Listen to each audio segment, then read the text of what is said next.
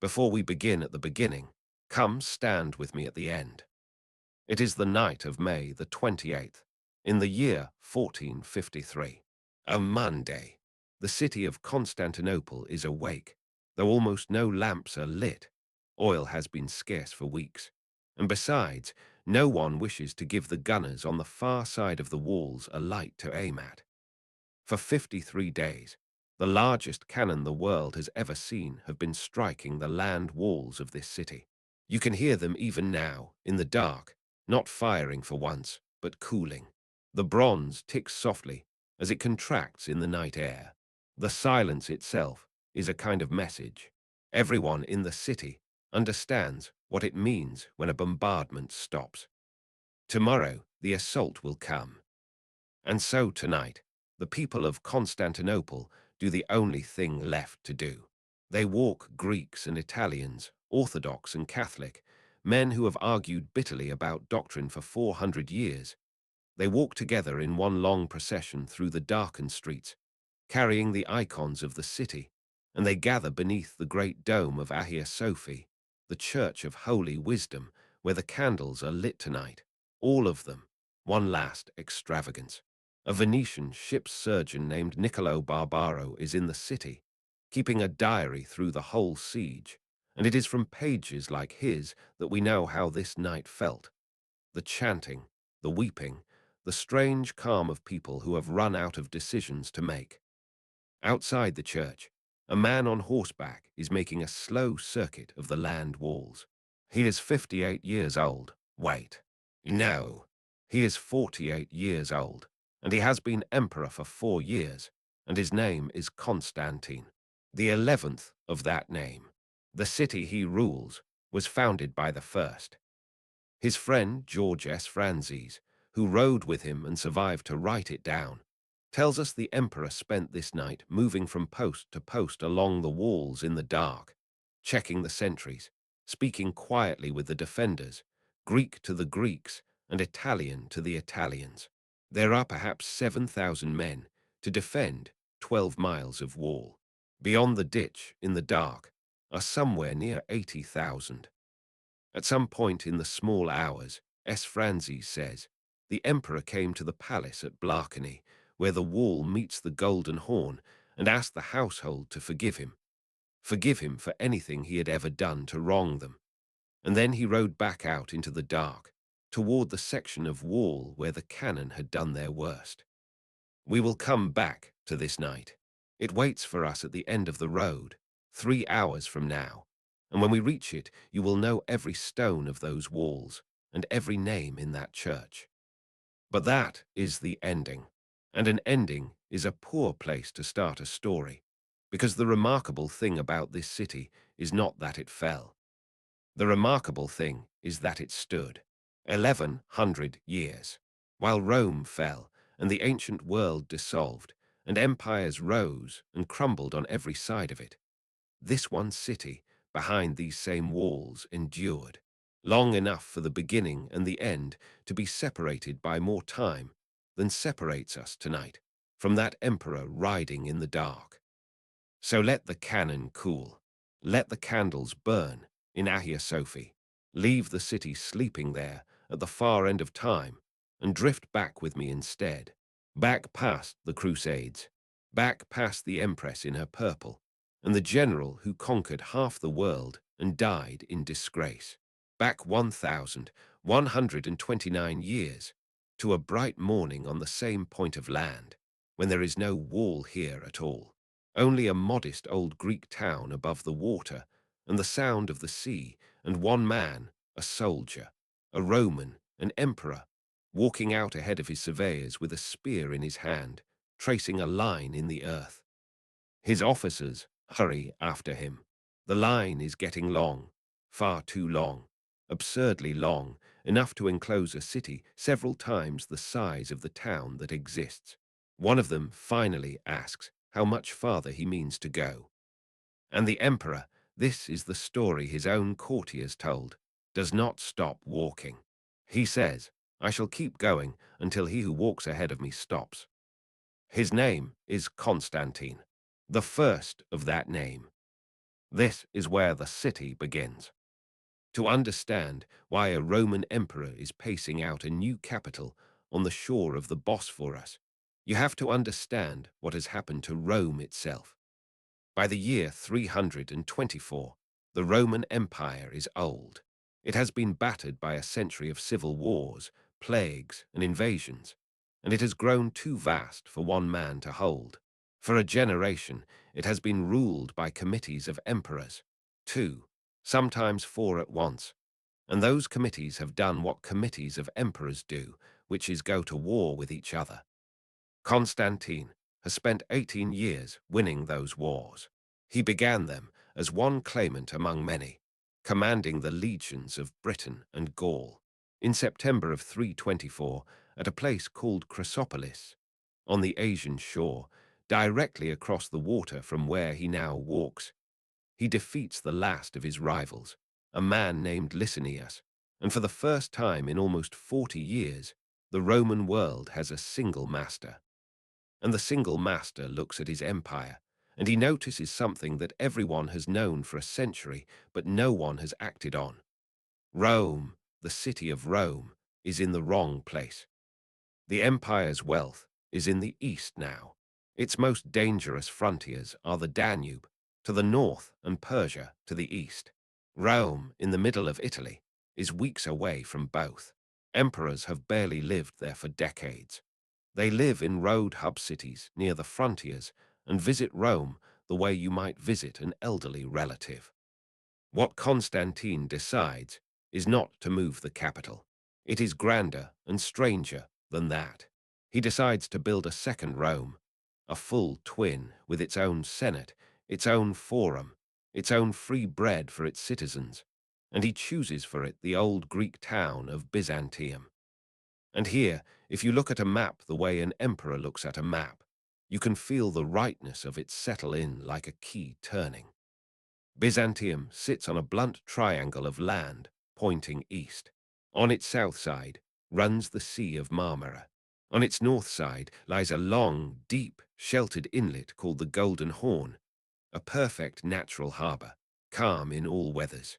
And past the point of the triangle runs the Bosphorus itself, the narrow strait that is the only water passage between the Black Sea and the Mediterranean, and the hinge between Europe and Asia.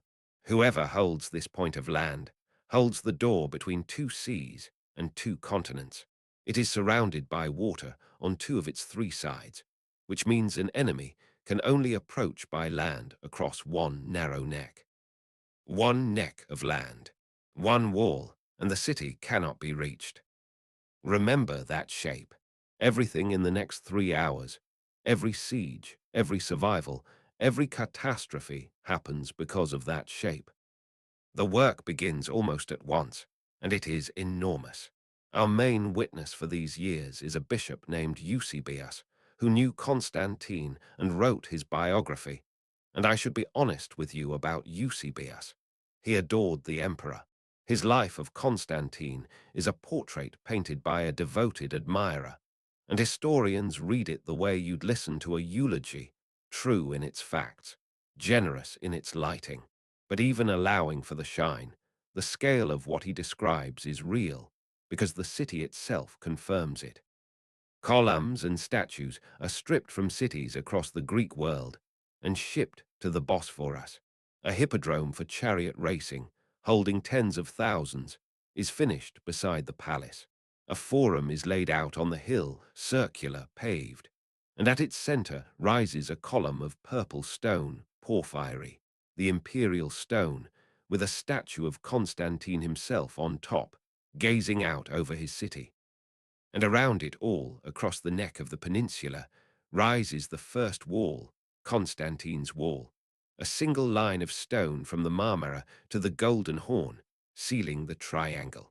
It encloses an area several times the size of old Byzantium, so much empty ground that people joke the emperor has fenced in farmland. Within a century, the joke will have died. The city will have outgrown even this. On the 11th of May, in the year 330, the city is formally dedicated, with 40 days of games and feasting. Its official name is New Rome. Nobody ever calls it that. From the first day, everyone calls it the City of Constantine, Constantinopolis, Constantinople. Now, one more thing, and it may be the most important thing in this whole story. So I'll set it down here at the start, gently, and let it lie underneath everything that follows. The people of this city and this empire will never once call themselves Byzantines. That word is an invention of scholars, centuries after the empire was gone. The historian Anthony Kaldellis has spent a career insisting on this point, and he's right too. From the emperor to the dockworker, from this morning in 330 until that last night in 1453, the people of this empire call themselves Romans. Their state is the Roman Empire. Their capital has simply moved. When the city of Rome falls, 150 years from now, nothing here will end. Because as far as anyone here is concerned, Rome is wherever the emperor and the senate and the law reside. And they reside here. So when we say the Byzantine Empire, understand what we are really saying. This is the story of the Roman Empire, its long, strange, golden second life. The Romans just don't know they're supposed to have fallen. Constantine rules his city for 7 years. Eusebius gives us the ending. In the spring of 337, feeling his death approaching, the emperor who had favored the Christian church all his reign finally accepts baptism. He had delayed it his whole life, as many did then, wanting to meet death washed entirely clean. He dies at Pentecost, near Nicomedia, an old soldier of about 60, and his body is carried back to the city he made and laid in the church of the Holy Apostles, in a sarcophagus surrounded by 12 empty markers, one for each apostle, with himself at the center. Modest he was not, but he had seen something true on that point of land above the water. The city settles into its first quiet evening without him. The scaffolding still stands on half the churches. The porphyry column catches the last of the light. And on the landward side, the sentries walk the new wall as the lamps come on behind them. One line of stone between the city and the world, holding everything its founder had drawn with the tip of a spear. For now, one line is enough. Constantine's city has one flaw, and it is the same as its virtue. It succeeds. Within 3 generations, Constantinople is bursting. Grain fleets from Egypt feed it. The court draws in senators, clerks, builders, monks, merchants. The population climbs toward hundreds of thousands, and the new districts spill westward, out past Constantine's wall into open country. A city's people should live behind its wall. More and more of these people don't.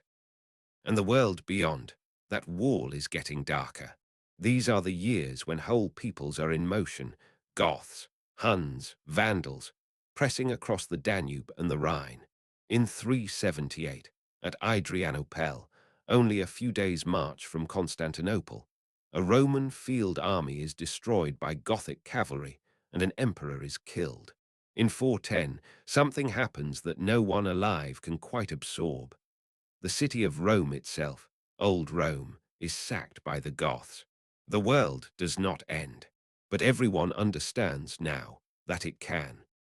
So in that same decade, the government of the young Emperor Theodosius II, he came to the throne as a child, and the empire is run by his officials, above all a capable praetorian prefect named Anthemius, begins the largest defensive project in the Roman world. A new land wall, a mile or so west of Constantine's, enclosing the overspill, sealing the neck of the peninsula from sea to sea.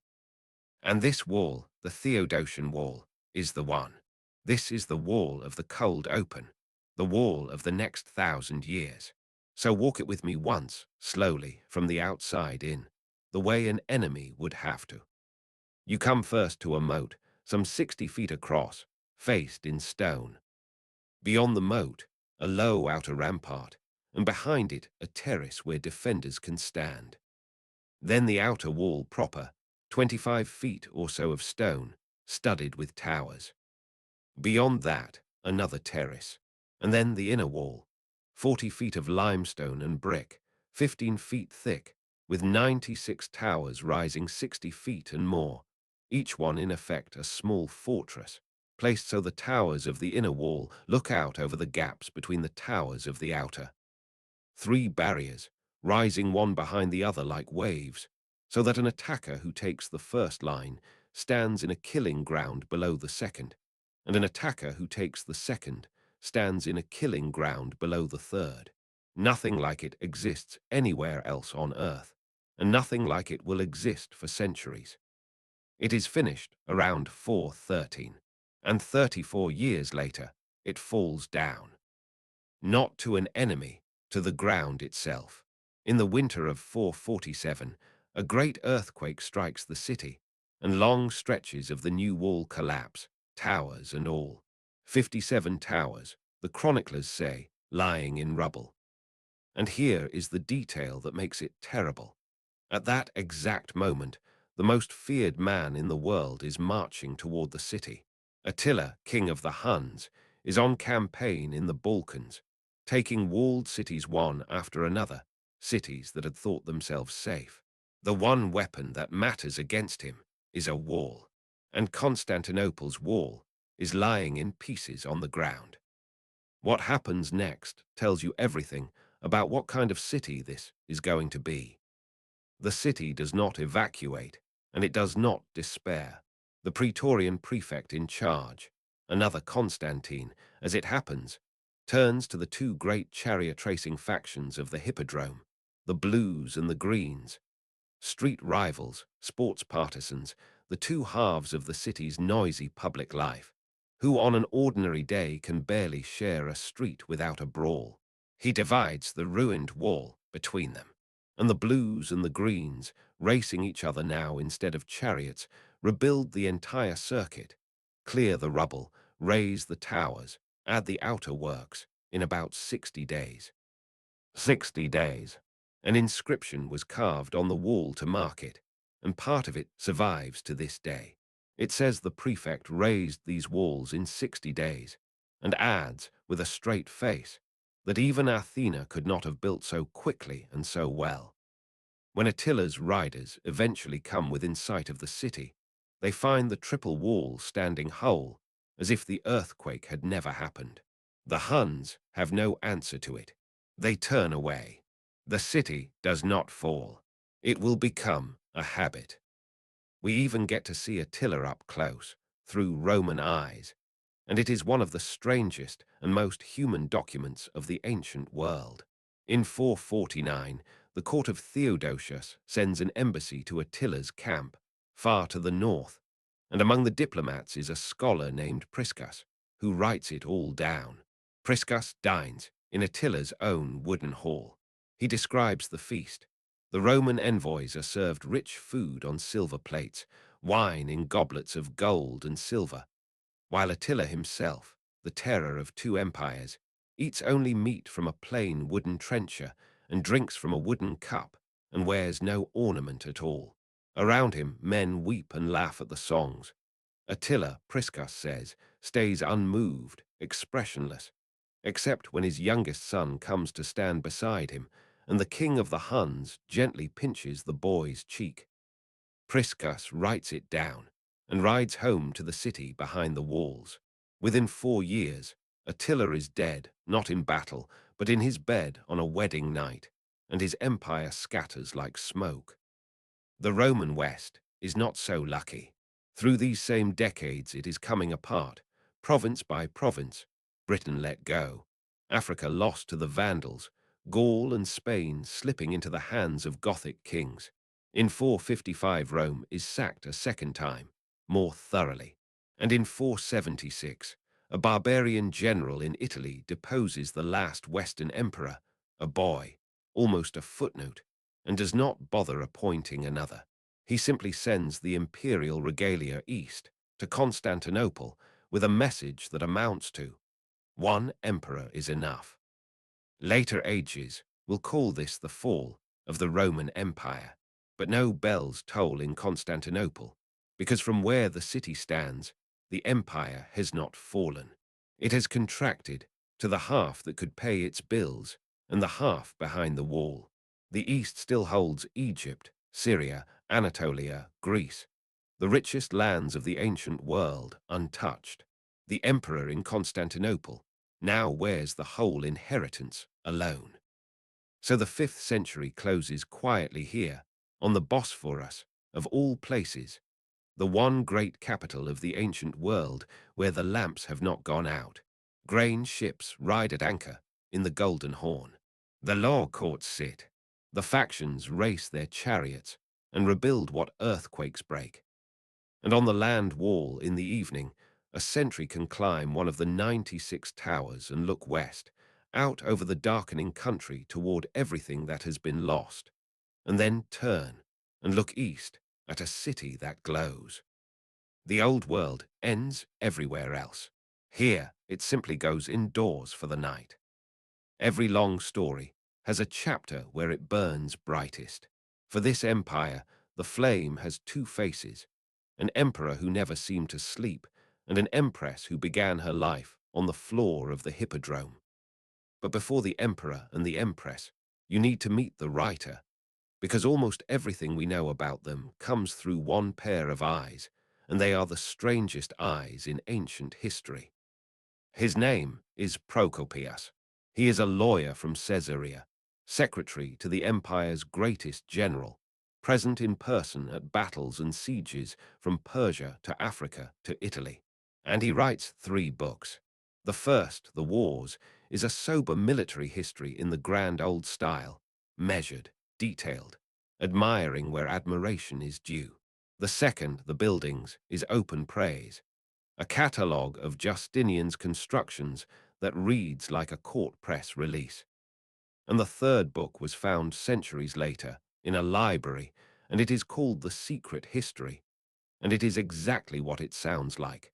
In its pages, the same Procopius, the loyal secretary, pours out everything he did not dare say in daylight. That Justinian was a demon in human form who was seen walking the palace corridors at night without a head. That Theodora was depraved beyond describing, though he describes it at length. That together they destroyed more people than all the plagues of history. The same man, the same reign, praise with one hand, poison with the other. Historians have argued ever since about which Procopius to believe, and the honest answer is neither entirely and both a little.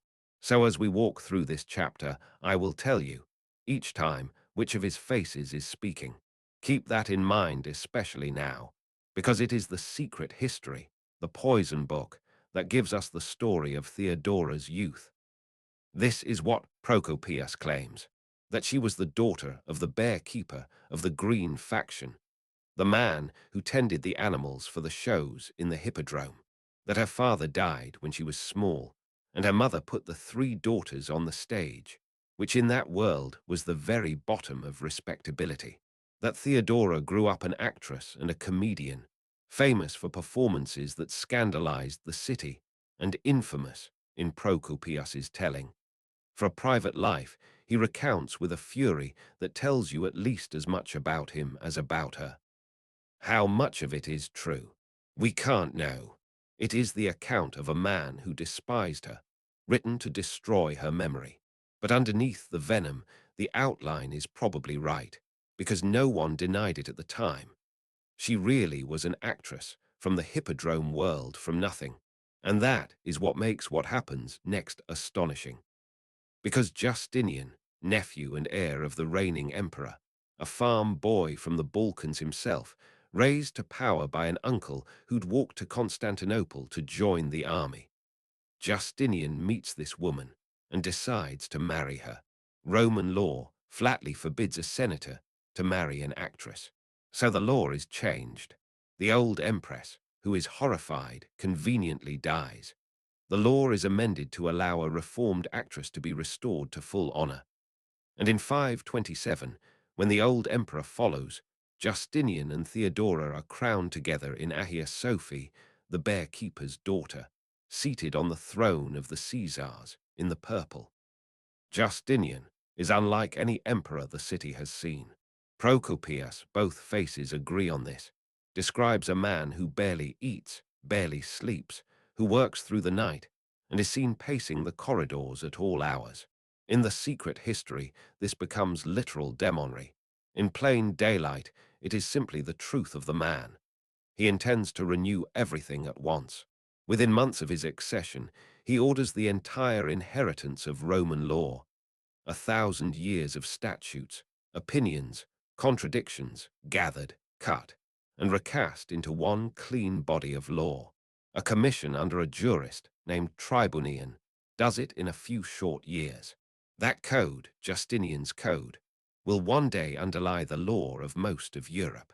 Students in law schools today still meet his name in their first term. He is rebuilding the law, rebuilding the state, dreaming already of rebuilding the lost West. And 5 years into the reign, in January of 532, his city tries to kill him. It begins, of all places, at the races. The blues and the greens again, the same factions who rebuilt the wall in 60 days. But this is their other face. Street violence, gang loyalty riot. After a botched execution and an ignored petition, something unprecedented happens. The two factions, enemies always, merge into one mob. Their watchword is the cry of the hippodrome, Nika. Victory. Or perhaps better, win. For 5 days, the mob owns Constantinople. They burn the Praetorium. They burn the Senate House. They burn and mark this, the Church of Hagia Sophia itself, the cathedral of the city, down to the ground. They drag a reluctant nobleman out and proclaim him emperor in the hippodrome. Procopius, in the wars, describes the city as an enemy would leave it. The heart of Constantinople, a field of smoking ash. Inside the palace, Justinian's nerve breaks.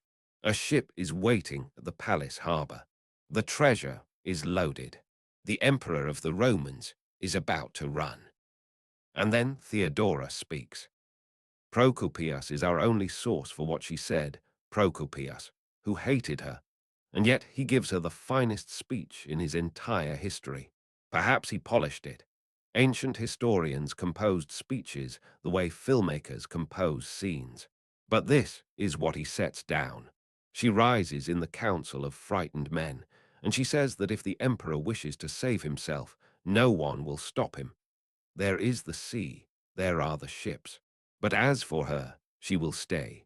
And she ends with an old saying that she finds true, that the purple makes a fine burial shroud. Better to die an empress than live as anything less. The ships are unloaded. The order goes out instead to two generals. One of them a young cavalry officer named Belisarius. Remember him. And what follows is grim and brief. The mob is gathered in the hippodrome, packed dense around their new puppet emperor. The soldiers seal the exits and go in. Procopius sets the dead at 30,000, and I'll flag that plainly. It is his number, a round and terrible number, and we cannot audit it. But no source pretends it was small. When it is over, the hippodrome is silent. The rival is executed, and Justinian's throne is never seriously threatened from within again. That is the price. It should sit heavily, and the sources let it. And then, on the burned ground at the center of the city, something else begins. 40 days after the riots, Justinian starts rebuilding Hagia Sophia, not as it was, but as nothing had ever been. He passes over the ordinary guild architects and gives the work to two Greek scientists, Anthemios of Tralles, a mathematician who wrote on the geometry of curved surfaces, and Isidore of Miletus, a physicist and teacher. It is a little as if a president, needing a cathedral, hired two professors of theoretical mathematics, and that is precisely why the building is possible. What they design has no real precedent, a vast square crowned by a shallow dome over 100 feet across, carried on 4 great arches and pierced at its base by a ring of 40 windows. So many windows that the dome seems to float on light. Procopius in the buildings, the praising book. But here you feel he means it, writes that the dome appears not to rest on masonry at all, but to hang suspended from heaven by a golden chain. 10,000 workers. Marble from every quarry in the empire, green from Thessaly, purple from Egypt, white from the islands. And the whole impossible thing is finished in 5 years and 10 months. A cathedral that later ages could not have raised in a century. At the dedication, in December of 537, a later tradition puts words in Justinian's mouth as he stands beneath the dome, that he cried out, "Solomon, I have outdone you." The story appears only centuries afterward, so file it with the legends. But stand under that dome, you still can. It still stands, and you understand why the legend felt necessary. And while the dome rises, Belisarius sails. This is the other half of the dream, the reconquest of the lost West. In 533, with a fleet and an army that seasoned officers consider far too small, the young general lands in North Africa, and in a single stunning campaign of months, destroys the century-old Vandal kingdom. Procopius is on the flagship. This part of the wars is an eyewitness account, and he describes the almost dreamlike ease of it. 2 pitched battles, and Carthage is Roman again. The Vandal king is led through Constantinople in a triumph, the first the city has ever seen, and treasure looted from Rome itself 80 years before is carried past the crowds. For a moment, hold this moment, because the empire will spend 800 years remembering it. For a moment, it seems the whole map might come back. Sicily falls to Belisarius next, then Rome itself, taken and then held by him through a year-long siege with a garrison, a fraction of the besiegers' size. Old Rome, obeying Constantinople, the Mediterranean beginning again, to look like a Roman lake. The cost of holding that dream, and it will be terrible, belongs to the next chapter. Let this one keep the brightness a little longer. Because this chapter belongs to Theodora, and it ends where she does. For 21 years she rules beside Justinian, not behind him, beside him, received ambassadors, made and broke ministers, sheltered exiled churchmen of the faction she favored in the palace itself, under the emperor's other doctrine, and under his nose. He calls her, in an official law, his partner in his councils, whatever the secret history says of her, and it says everything. Even Procopius cannot make her small. In June of 548, she dies of a cancer, the sources suggest, and is buried in the Church of the Holy Apostles in the imperial vaults not far from Constantine. Justinian will reign for 17 more years and never remarry. Courtiers noted that years later, he would still swear his oaths by her name. Evening then, in the year 548. In the harbour, ships from Carthage and Sicily ride at anchor, Roman harbours again, for now. On the land wall, the sentries make their slow rounds, torch smoke drifting along the battlements, though no enemy has tested those stones in 100 years. And in the heart of the city, the lamplighters go up into the galleries of Hagia Sophia and set the polycandela burning, the hanging circles of oil lamps, hundreds of small flames, until the great dome fills, the way it fills every night, with a dim golden light that sailors far out on the Marmara can see through the ring of windows and steer by. A church built by mathematicians, on ground cleared by a riot, lit like a lighthouse. The bear keeper's daughter sleeps among the emperors. The city breathes slowly around her. I held something back from the last chapter. I let the brightness run unbroken, the dome, the triumphs, the harbours full of ships, because that is how the reign wanted to be remembered.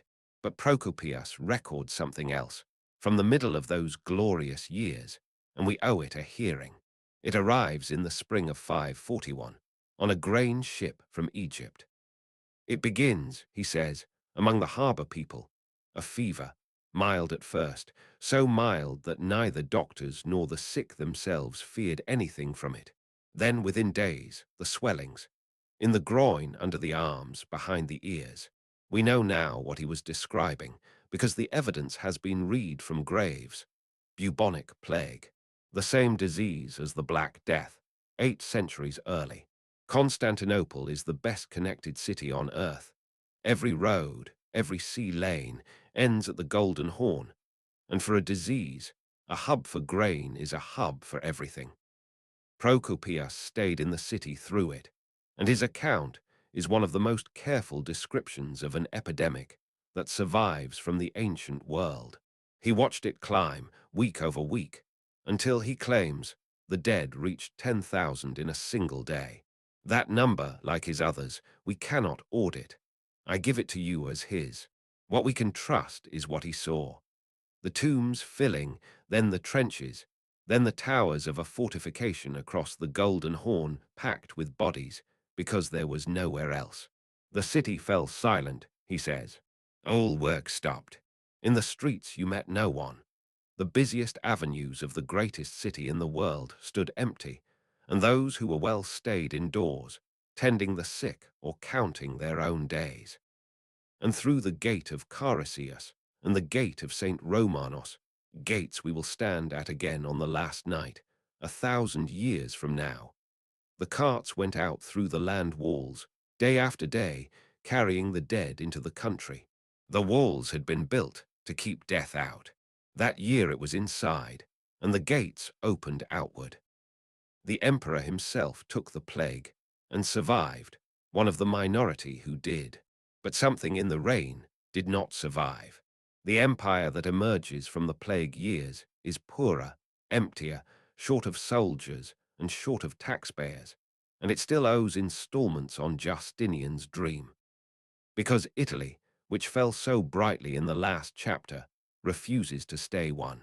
The Goths rally under a gifted king named Totila, and the reconquest becomes a grind.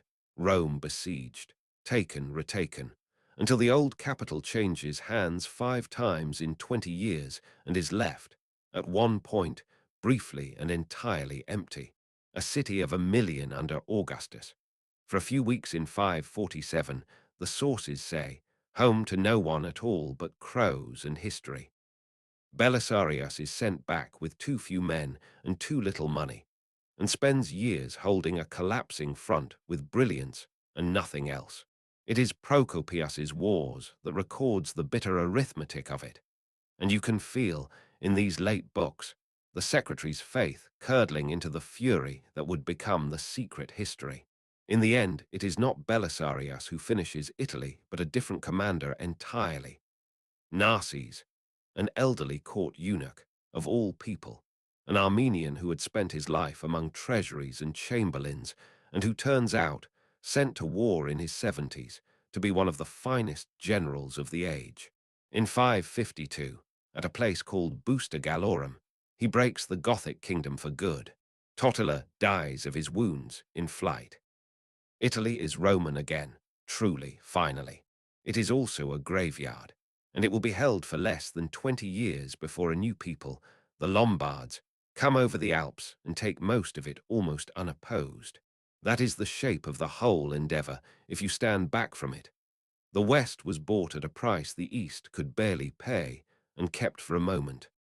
As for Belisarius, the general of Africa and Italy, the victor of the Hippodrome, his ending became a legend, and I'll give you both layers of it. The documented layer. Late in life he was accused in a conspiracy, disgraced, stripped of his household, and then this is real, restored to favor before he died. In 565, a wealthy old man.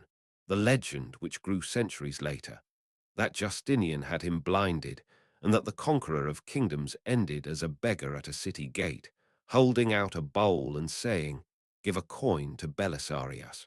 Painters loved it. It isn't history. But notice that the legend needed to exist.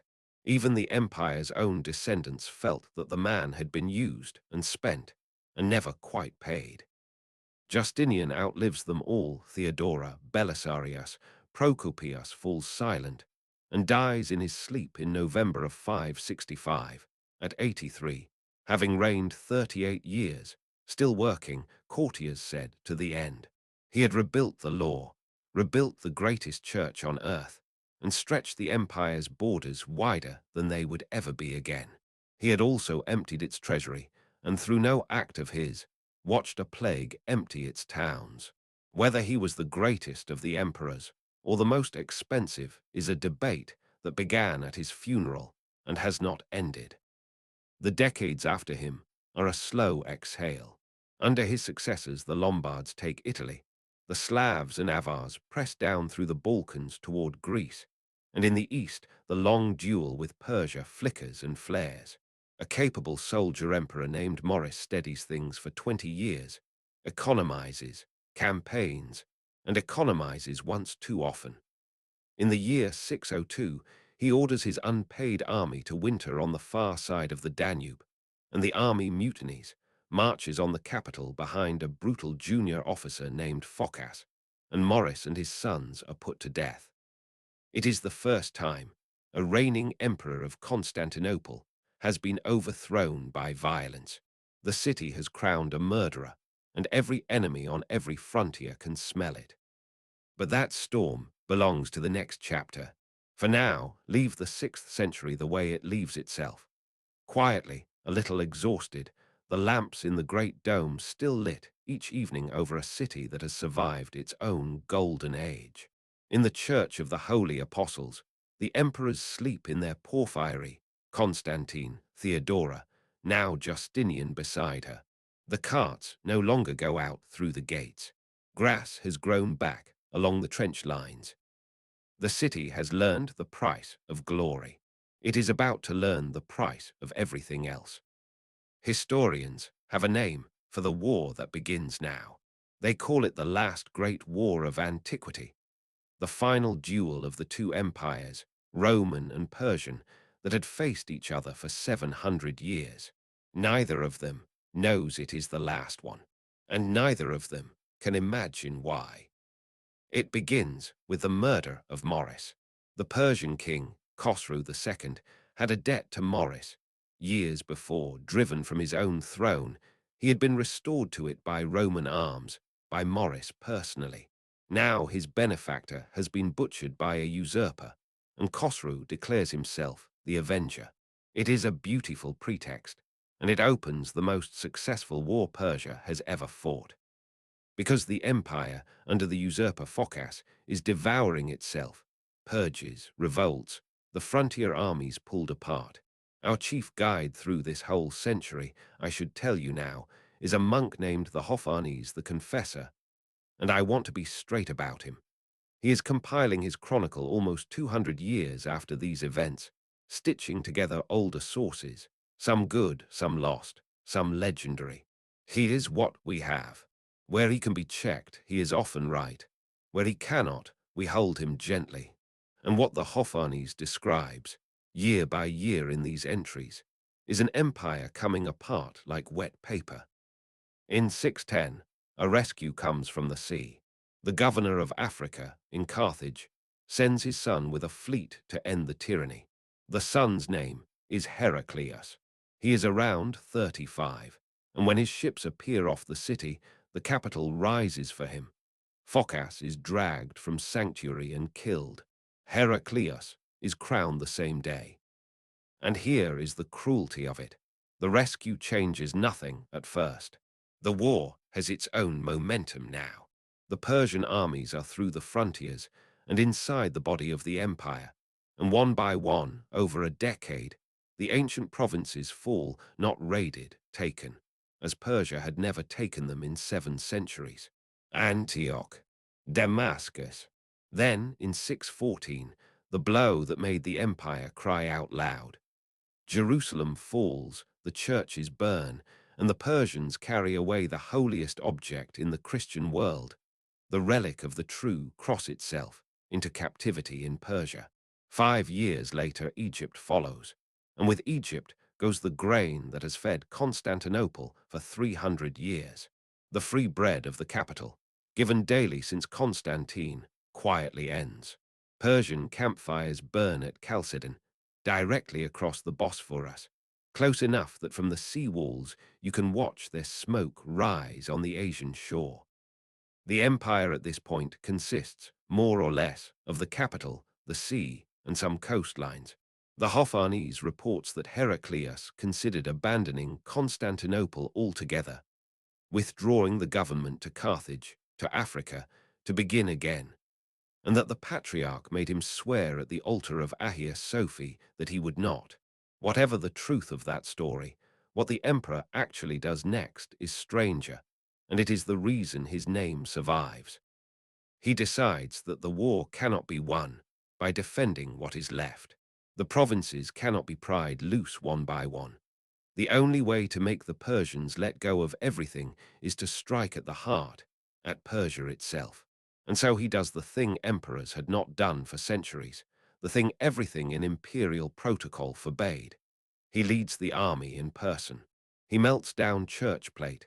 The church, remarkably, offers it to hire and pay a new army, trains it himself through a winter, and in 622 sails away from his own besieged civilization and marches east.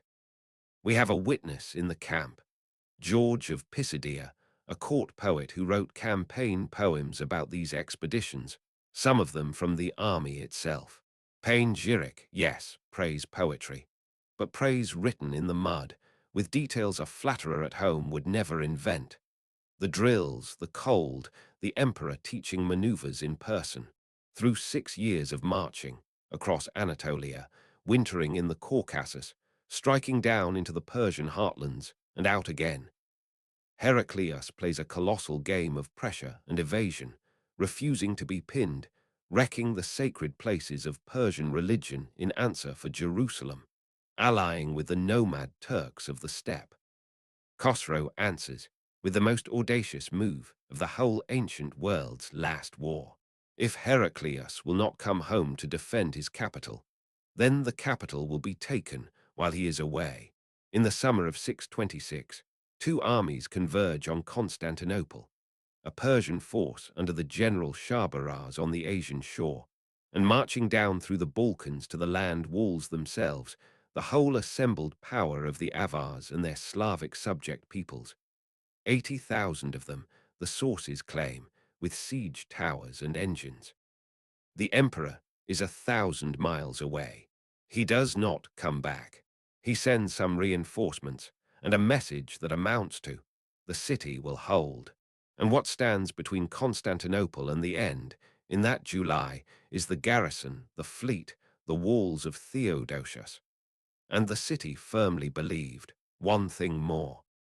The patriarch Sergios takes the great icon of the Virgin, the Hotokos, the god-bearer, the city's protectress, and carries it in procession along the ramparts of the land walls, around the whole circuit, the clergy chanting, the defenders watching from the towers.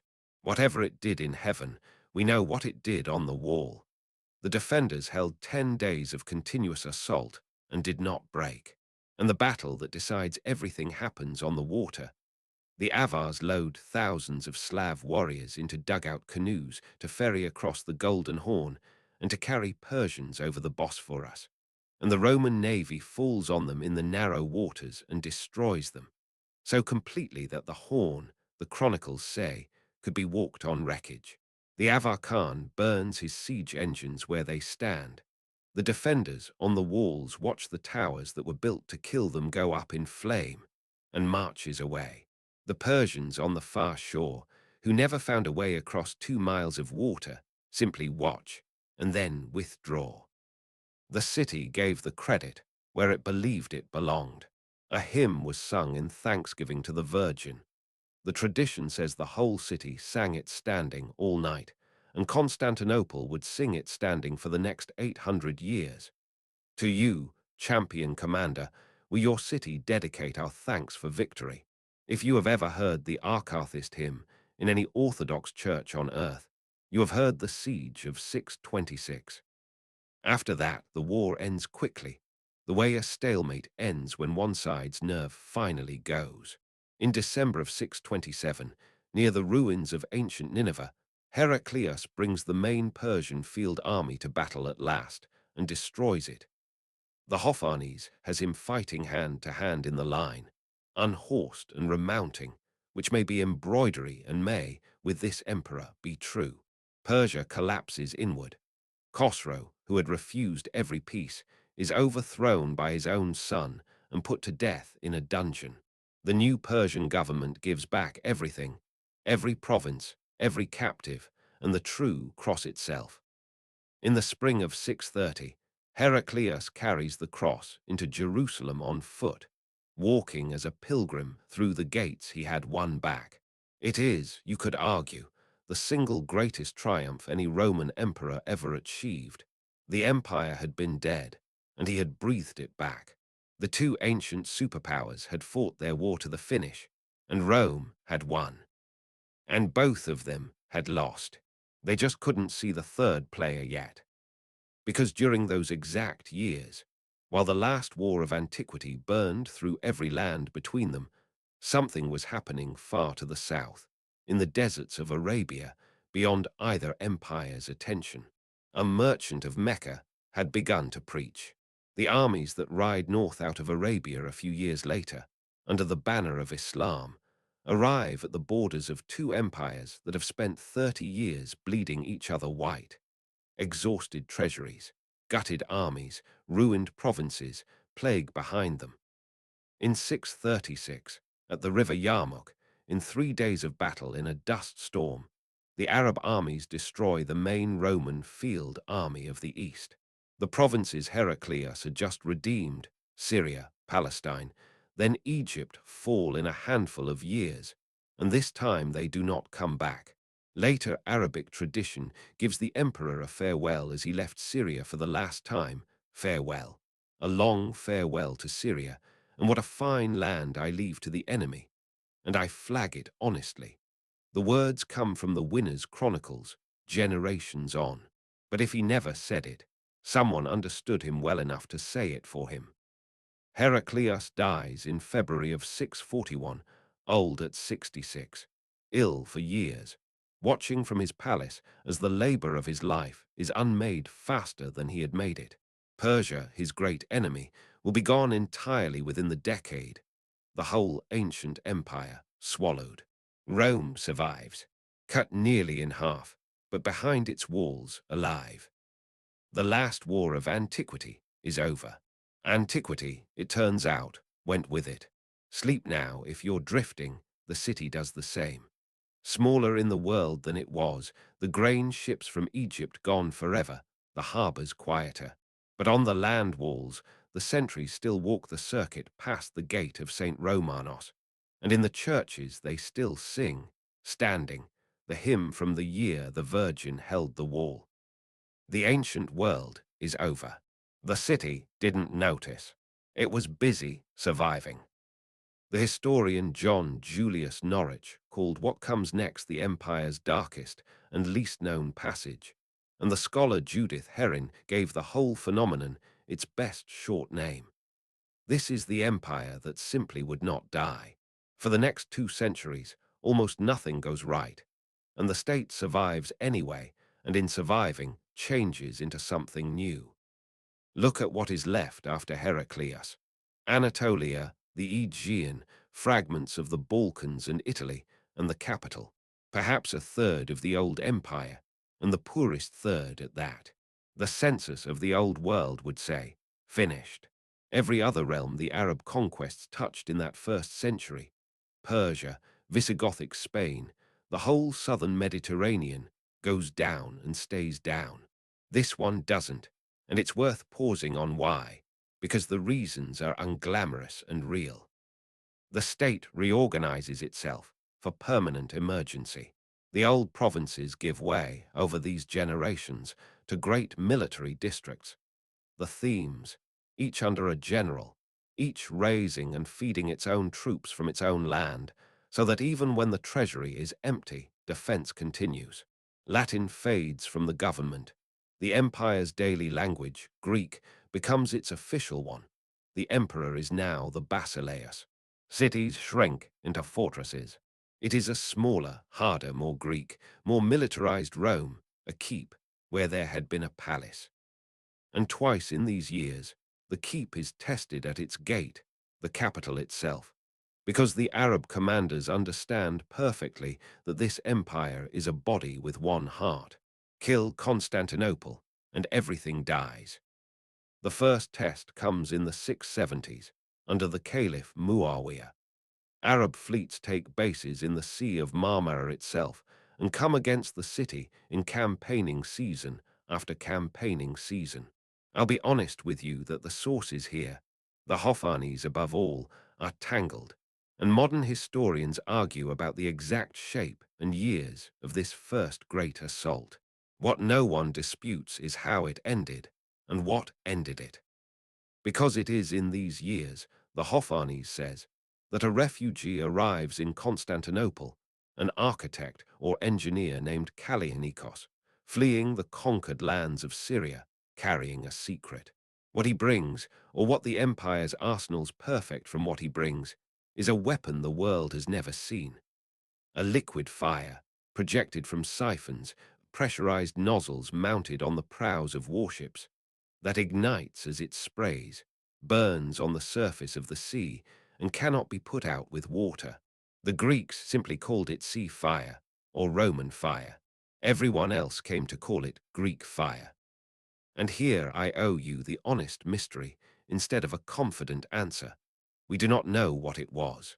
The recipe was a state secret, guarded like nothing else the empire owned, prepared in secret, handled by special crews, its ingredients never written down in any document that survives. Emperors classed it with the things that must never be shared with foreigners. Modern chemists' best reconstruction is a petroleum base, crude oil, from natural seeps by the Black Sea, heated, pressurized, and thrown flaming through bronze siphons. But the exact preparation died with the empire, and every version you may have heard is a guess. A medieval superpower took its best weapon into the dark with it, entire. There is something almost restful in that. One secret, at least, the centuries never picked open. What it did is not a mystery. Off the sea walls of Constantinople, the imperial fleet met the Arab squadrons and burned them on the water. The great assault of the 670s failed, and a 30-year peace followed, paid for in Arab tribute.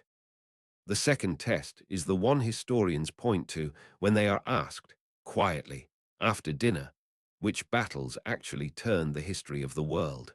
In the summer of 717, the Caliphate comes to finish it.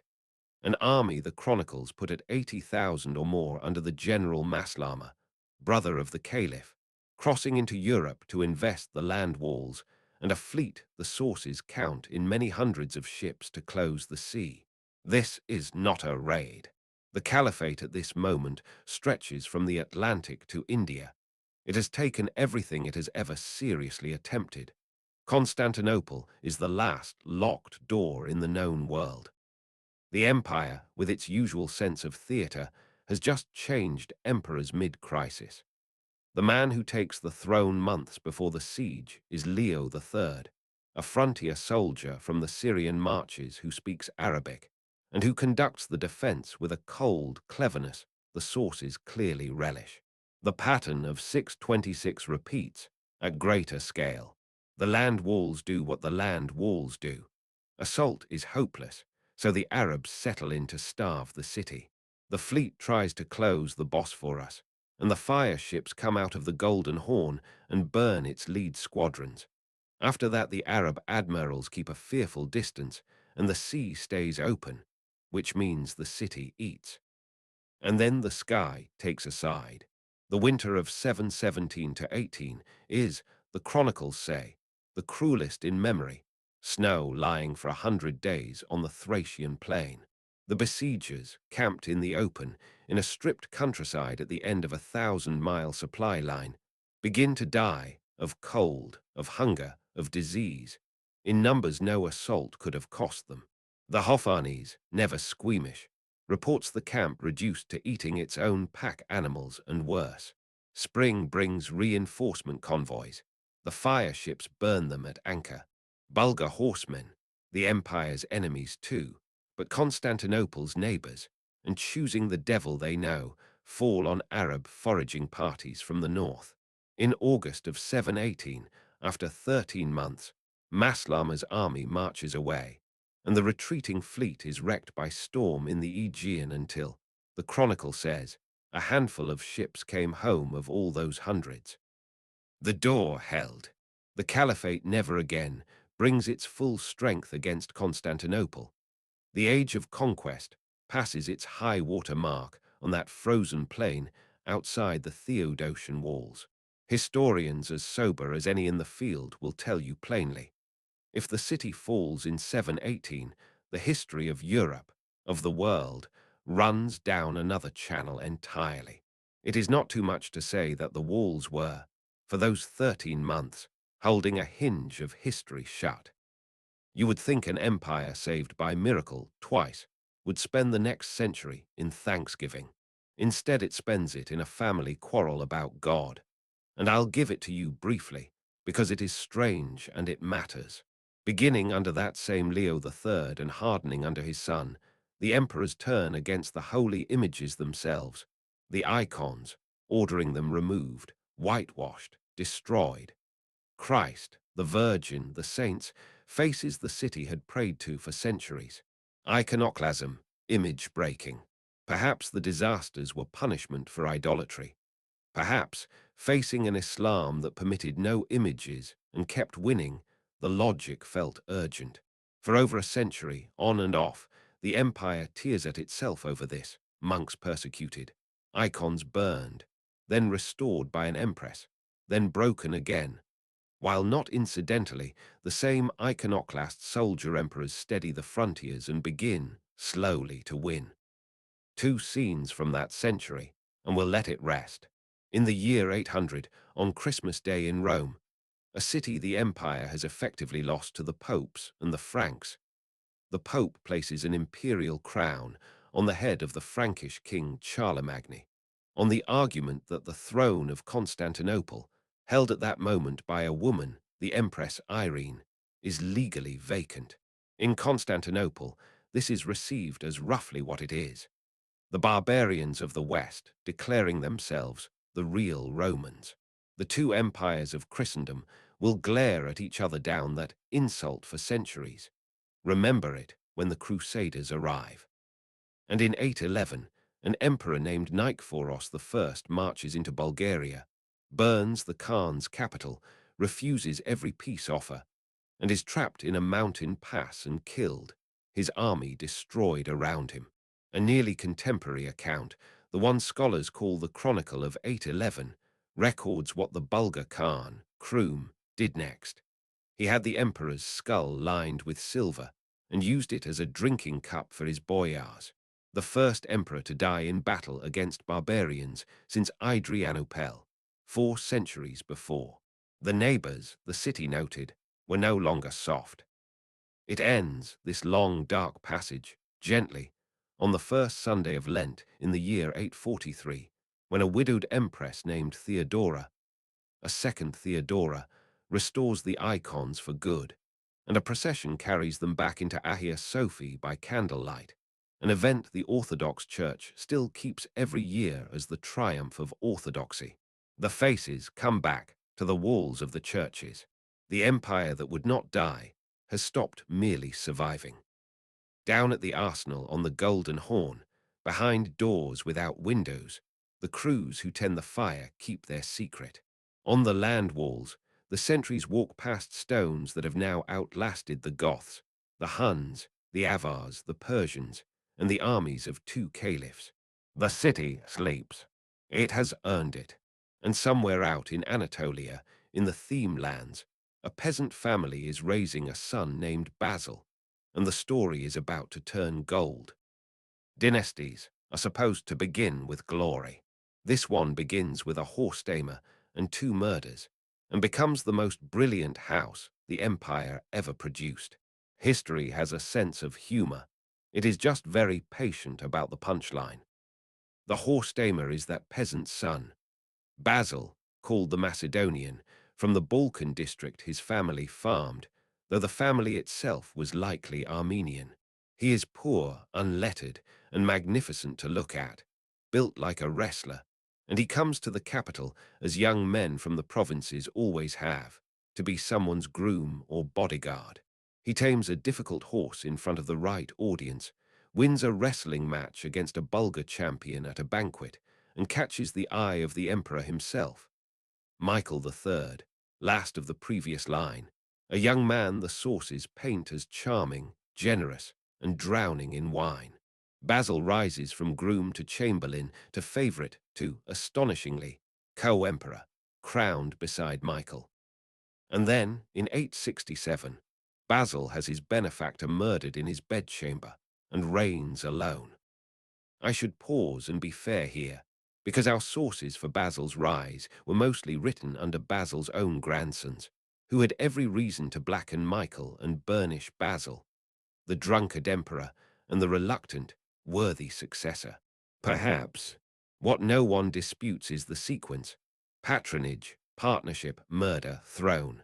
The dynasty that will preside over the empire's golden age is founded, in the plainest terms, on the killing of a friend. Hold that, and now watch what grows from it. Because for the next 2 centuries, the House of Basil presides over a broad, astonishing recovery, the Macedonian Age. The frontiers push east for the first time in 300 years. The economy fills. The gold coin of Constantinople, the nomisma, is the dollar of the medieval world, good from England to India. Missionaries out of Constantinople, Cyril and Methodius and their students, carry Christianity and a new alphabet to the Slavs.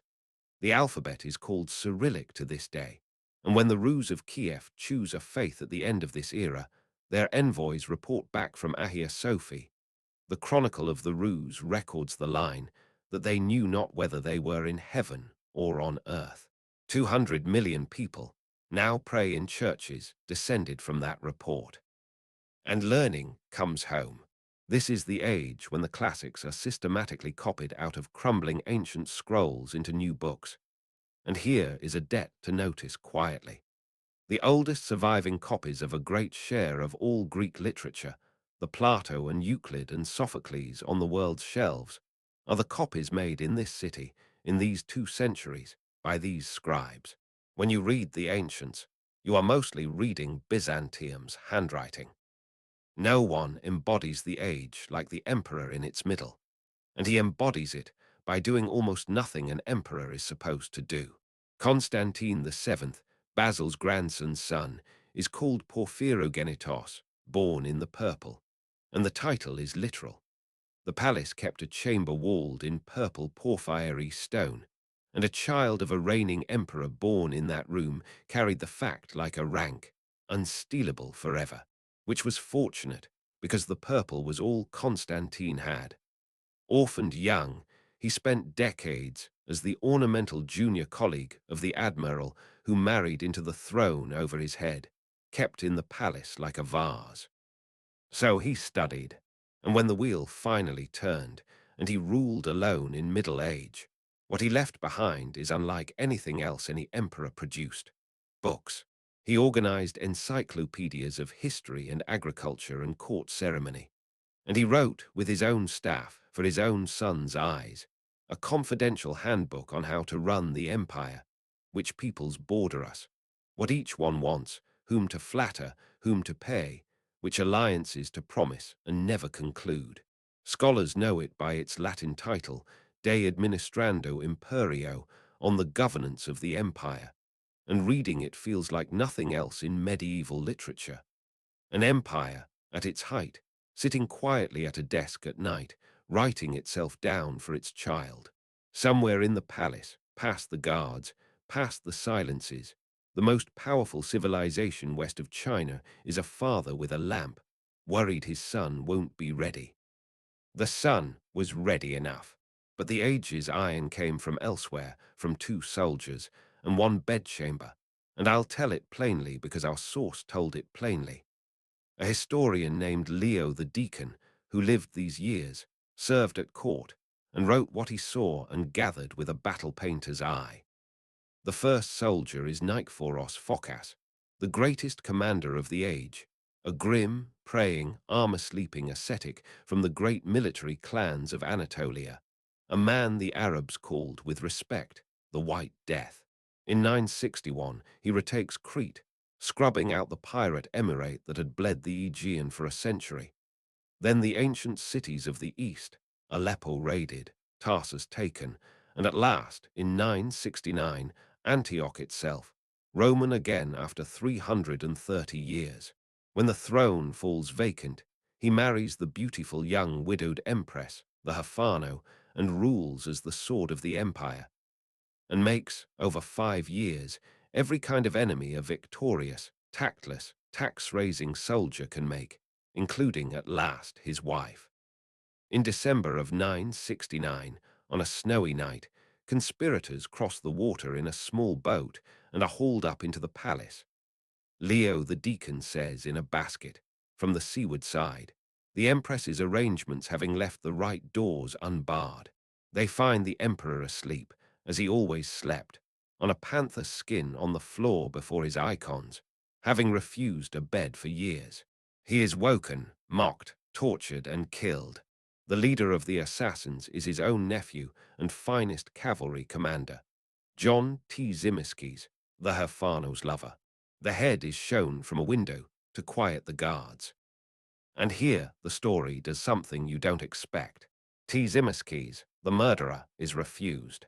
The patriarch bars the great doors of Hagia Sophia and will not crown him while the blood is on his hands, a churchman, telling the master of the armies no.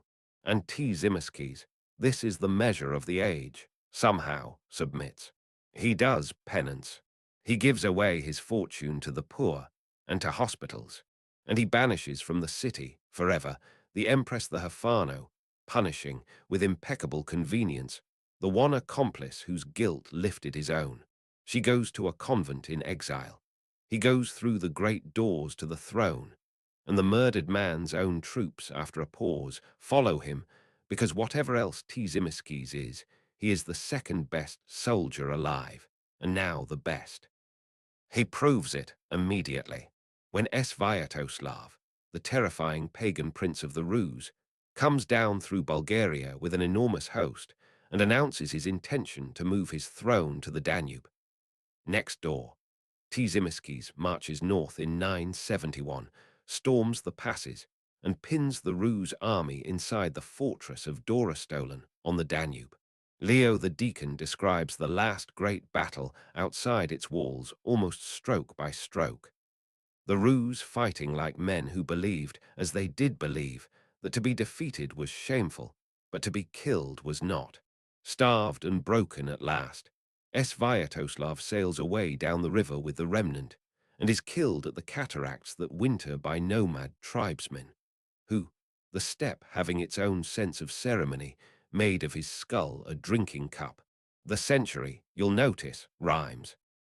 Tzimiskes reigns 6 years, wins in the east as well, and dies in 976. Of typhoid, probably, though the court, being the court, whispered poison. He leaves no son. He doesn't need to. Waiting in the palace, raised in its silences, are the 2 boys of the purple chamber, the great-great-grandsons of Basil, the horse-tamer. The elder is 18. His name, of course, is Basil. Leave the palace on that note, in the winter of 976, and step out onto the walls one more time before this chapter lets you go. The sentries round is quiet work now. The wars are far away, out beyond the Themes, past the Taurus passes. The walls guard, these days, mostly wealth. The warehouses, the silk workshops, the libraries where the scribe's ink is drying on Homer. From the towers, you can see the whole constellation of the city's lamps, and the dark ribbon of the Golden Horn, and the beacon light burning in the dome of Hagia Sophia, steady over everything. An empire writing books with one hand and taking back Antioch with the other. The dawn is over. What comes next is high noon, and noon, in this story, wears armor. Our guide for the summit of the empire is a man who spent his life in its corridors, Michael Psellos, courtier, philosopher, secretary to emperors, and the author of the Chronographia, the most vivid, gossiping, sharp-eyed portrait gallery in all of medieval literature. Psellos was born too late to know Basil the Second in his prime. He opens his great book with him anyway, drawing on men who had stood in that presence, because he understood that everything in his century flowed downhill from this one figure, and the portrait he draws is of a man who became, over a lifetime, something like the empire itself, tested young, hardened past all softness, and unbeatable. He did not start that way. Psellos says it directly. The young Basil, coming to the throne at 18 in 976, was like other young men, fond of banquets, of display, of pleasure. What burned it out of him was betrayal, and the schooling took a decade. The great military clans of Anatolia, the same houses that had produced Niketas Phocas and the Age of Conquest, looked at the beardless heir of the Purple Chamber and decided the throne belonged to soldiers. Twice, enormous rebellions rolled toward Constantinople under famous generals. First Bardas Skleros, then, worse, Bardas Phocas, nephew of the murdered emperor, proclaimed by nearly the whole Eastern army. By 988, the rebel host stood on the Asian shore of the Straits, at Chrysopolis, the exact ground where Constantine had won the empire 6 centuries before, with the capital in sight across the water. The young emperor had almost no field army left to answer with. What he had was a throne people still wanted to be near, and the wit to sell proximity dearly. He sent north to the pagan prince of Kiev, Vladimir, and struck the most consequential bargain of the Middle Ages. 6,000 Norse and Rus warriors, shipped south at once, in exchange for something no barbarian, no Frankish king, no caliph had ever been granted, a bride born in the Purple Chamber. Basil's own sister Anna, sent weeping. The chronicles say she went as if to burial to marry the prince of the Rus. The price of the marriage was Vladimir's baptism, and with him, over the years that followed, his whole vast people. If you have ever wondered why Russia is Orthodox, why its churches carry domes and icons, the answer is a princess on a ship in 988, sailing north against her will into 15 centuries of consequence. The 6,000 came south, and Basil used them like a hammer he had been saving. At Chrysopolis and then at Abydos in 989, the rebellion was broken, and at Abydos, the sources record Essene men retold all their lives. Bardas Phocas, sighting the emperor himself in the enemy line, mounted and charged him in person, sword out at the head of everything, and partway across the field, in front of both armies, toppled from his horse, dead. A stroke, probably. Poison, said rumor. Judgment, said the army, and stopped fighting. As for the 6,000 Norsemen, Basil never sent them home. He made them his own guard, the Varangian Guard, the axe-bearers, who would stand nearest the throne for the next 2 centuries. Exiles and adventurers from the far north, sworn to the emperor alone, because a guard with no relatives in the city is a guard with no price. Remember the axes. They will be on the wall at the very end. Psellos describes what those years of treason made. The banquets stopped. The jewels went unworn, he ruled, Psellos says, in plain dress, indifferent to display, contemptuous of rhetoric, sleeping little, trusting no magnate, governing everything himself down to the ledgers. He never married. In 30 more years, no rebellion rose again. The great families were taxed, watched, and broken to harness. What the empire got in exchange for its emperor's charm was a reign like a drawn bow. And it was aimed, for most of those 30 years, at one target. Bulgaria, the old enemy of Krum's Skullcup, now a broad and powerful tsardom under a formidable ruler named Samuel, had mauled Basil badly in his inexperienced youth. Ambushing his first campaign in a mountain pass, he was lucky to leave alive. Basil, who forgot nothing, spent the rest of his life on the answer. Not a war of battles, a war of seasons. Methodical, annual, grinding, fortress by fortress and valley by valley, year upon year upon year, the emperor campaigning personally into his 60s. It lasted, on and off, 3 decades, the longest sustained war the empire ever fought, and it ended in the mountains at Cladion in July of 1014, where Samuel's army was trapped in its wall across a pass and taken by the thousands. What follows is the most famous atrocity in Byzantine history, and I owe you the same honesty here as everywhere. The story goes that Basil blinded the prisoners, 14 or 15,000 men, the chronicles say, leaving one man in every 100 a single eye to lead the rest, and sent them home in files to their Tsar. And that Samuel, seeing the columns come feeling their way down the road to his gates, fell senseless and was dead within days. That is the story. It first appears in sources written generations later. The round thousands are beyond checking. Some modern historians doubt the scale, a few doubt the whole. But Samuel's death that autumn is fact. His kingdom's collapse is fact, Bulgaria whole, annexed to the empire within 4 years. And the epithet the later Greeks fastened on Basil is fact too, Bulgaroktonos, the Bulgar-Slayer. The age of Constantine, the scholar had written the empire down in books. His great-grandson wrote it in harder material, and history has been uneasy about him ever since. Which, one suspects, he could have borne.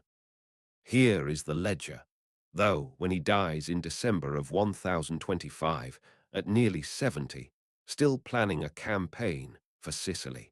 The empire runs from the Danube to the Euphrates, from Italy to the Caucasus. Its widest reach in 400 years, every frontier quiet, every enemy broken or paying, and the treasury so full. Psellos records this with awe, that new vaults had to be tunneled to hold it. Constantinople in his last years is the largest and richest city of the Christian world, and it isn't close. Perhaps 500,000 people, silk and gold and law, and libraries behind the triple wall that no one now even bothers to threaten.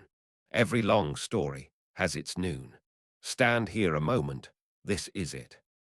And then one detail to carry out of the chapter, because it tells you the whole man.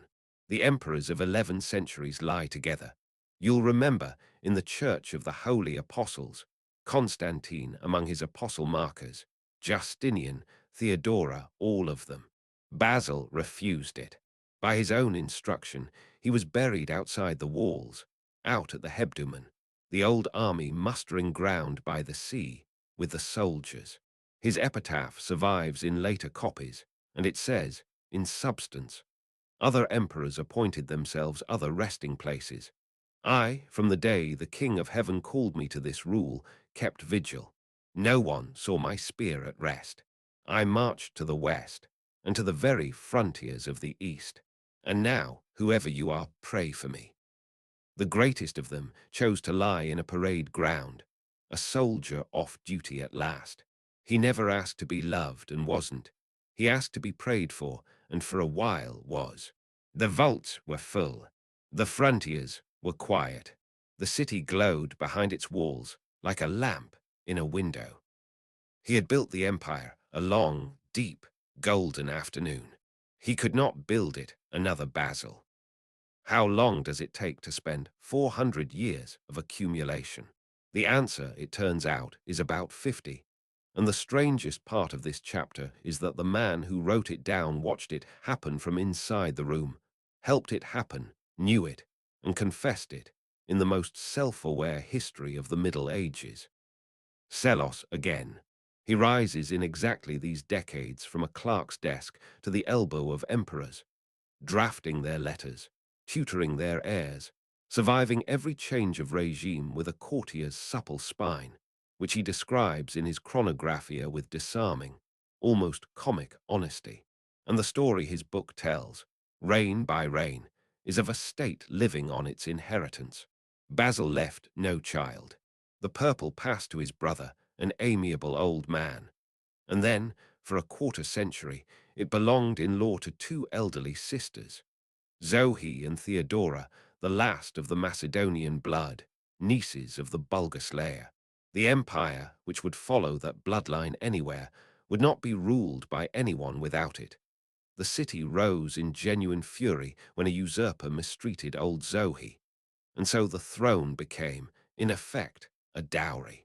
Zoe married 3 emperors and adopted a 4th. Psellos sketches them each in turn: the miser, the invalid, the charming wastrel, men chosen for reasons that had nothing to do with the Danube frontier. And under them, softly, with the best of intentions, the drawn bow was unstrung. The full vaults made spending painless. Palaces, monasteries, festivals, offices multiplied and sold. Salaries for courtiers, Psellos among them, as he admits. The professional field armies, expensive, idle, and politically dangerous, as Basil's youth had proved, were allowed to waste away, their soldier farmers taxed into other work, their place taken by cheaper mercenaries hired by the crisis. Franks, Normans, Turks, men whose loyalty renewed monthly. And in the 1040s came a signal that money changers noticed before any general did. The nomisma, the gold coin that had held its purity since Constantine, 700 years of unbroken trust, the one currency of the civilized world, was debased. Quietly, just a little, then a little more each decade. An empire announces its condition in many languages. That one, every merchant from Venice to Baghdad could read. 2 storms formed while the court danced, one in heaven and one on the steppe. The one in heaven came first, and history has given it a heavier name than anyone present would have recognized: the Great Schism. In 1054, a papal delegation came east, led by a cardinal as proud and inflexible as the Patriarch of Constantinople he was sent to confront, which is saying a great deal to argue old arguments about leavened and unleavened bread, about a word added to the creed in the West, about who, Rome or New Rome, deferred to whom. It ended with the cardinal striding into Hagia Sophia during the afternoon liturgy and laying a bull of excommunication on the high altar itself, and the patriarch answering with anathemas of his own. I'll flag this the way modern historians do. Almost no one at the time treated it as final. Popes and emperors went on negotiating for centuries, and the anathemas technically touched only the individuals involved. It has become the official divorce date of Catholic and Orthodox, mostly in hindsight. But hindsight had its reasons, and we are exactly 150 years, in this story, from finding out what they were. The storm on the steppe road horses. A new people had come down into the Islamic world from the great grass sea of Central Asia, the Seljuk Turks, first as mercenaries, then as masters, until their sultan ruled from Baghdad, and their unruly cousins, whom no treaty bound, began probing the old eastern frontier. Fast, mounted innumerable raids into an Anatolia whose garrisons existed mostly on payroll documents. Cities that had not seen an enemy in generations began to burn a week's ride past the border. At last, almost too late, the system produced a soldier. Romanos IV, called Diogenes, a brave and capable general, was married to the reigning empress in 1068 precisely to fix the East. And our source now, alongside Psellos, is a better man than Psellos. Michael Ataliates, a judge who marched on these very campaigns, served on Romanos's staff, and wrote what he saw with an eyewitness's grief. He describes what Romanos found when he mustered the once great armies of the East. Units at half strength or none, veterans grey and unpaid, standards mildewed, weapons rusted, a parade of ghosts. For 3 years Romanos rebuilt and drilled and marched, chasing an enemy that would not stand, while behind him in the capital the family of his stepsons, the Doukas clan, with Psellos whispering among them, waited for him to fail. In the summer of 1071, he moved east with everything, a huge, mixed, brittle army, to retake the fortress of Manzikert, near the salt lake of Van, at the far hinge of Anatolia, and there the Sultan himself, Alp Arslan, turned back from another war entirely and met him. The battle that August Friday was chaos of the particular kind that mercenaries and traitors make. The Turks feigning retreat for hours, drawing the line forward. The reserve, commanded by a Doukas, retiring from the field at the crisis, deliberately taking a third of the army home. The hired step cavalry changing sides. And at the end of it, the unthinkable, which had happened only once in 1,000 years of Rome. The emperor of the Romans, fighting on foot over his dead horse, wounded and taken alive. What followed became one of the most retold scenes of the age, and I give it to you as the chronicles do, polished by every hand it passed through. The Sultan, they say, could not at first believe the dusty prisoner was the emperor. Then he set his foot on his neck in the ritual of triumph, and raised him up, seated him beside himself, and treated him for a week as a guest. And at some point he asked, "What would you do if I were brought before you as you are before me? Romanos, and you can decide whether this is a brave man or an honest one," answered. "Probably I would have had you killed." And Alp Arslan replied, "My punishment is heavier. I forgive you and set you free. A ransom, a treaty, a light one. The Sultan wanted a client, not a corpse, and Romanos rode home. Here is the thing to hold on to, the thing Ataleates understood and wept over. Manzikert, the battle did not destroy the empire. The losses were serious, not fatal. The peace was mild. What destroyed the empire was what the Romans then did to each other. The Doukas faction in the capital declared Romanos deposed before he was even released. Civil war followed. Romanos, defeated and surrendering on a sworn guarantee of safety, was blinded anyway, so brutally, Ataleates says, that he died of the wounds within the year, and the judge who had served him wrote his epitaph in a fury at his own government. And while Roman armies fought Roman armies for the throne, 3 civil wars in 10 years, each side hiring Turkish war bands and leading them deeper in as auxiliaries. The Turks simply stayed. Not a conquest, an absorption. Within a decade of Manzikert, with hardly another battle, the Anatolian plateau, the empire's heartland, its granary and its recruiting ground for 700 years, the land that had made every Phocas and every theme army, was gone. Turkish emirs held cities a 3 days' ride from the Bosphorus. And in that same year, 1071, at the other end of the world, a Norman adventurer took Bari, the last Roman city in Italy. The empire of Basil, Danube to Euphrates, was 50 years dead. The disaster, notice, never touched the walls. No enemy stood before Constantinople in all these years. The catastrophe happened far away, at Manzikert and in council chambers, and arrived at the city as refugees.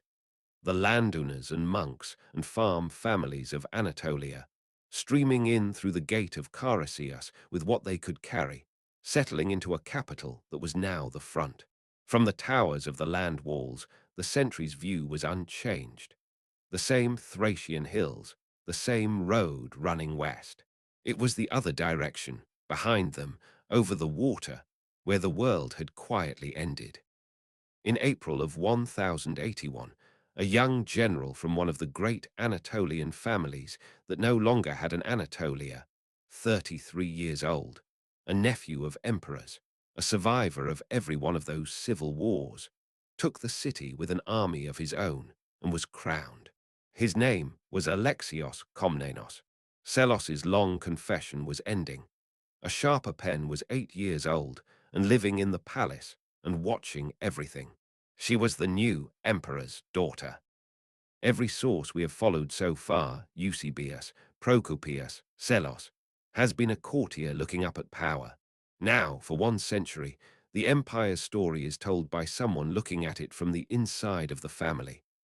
Anna Komnene, purple-born eldest child of the Emperor Alexios, who late in her life, in the scholarly retirement of a convent, wrote the epic of her father's reign, the Alexiad.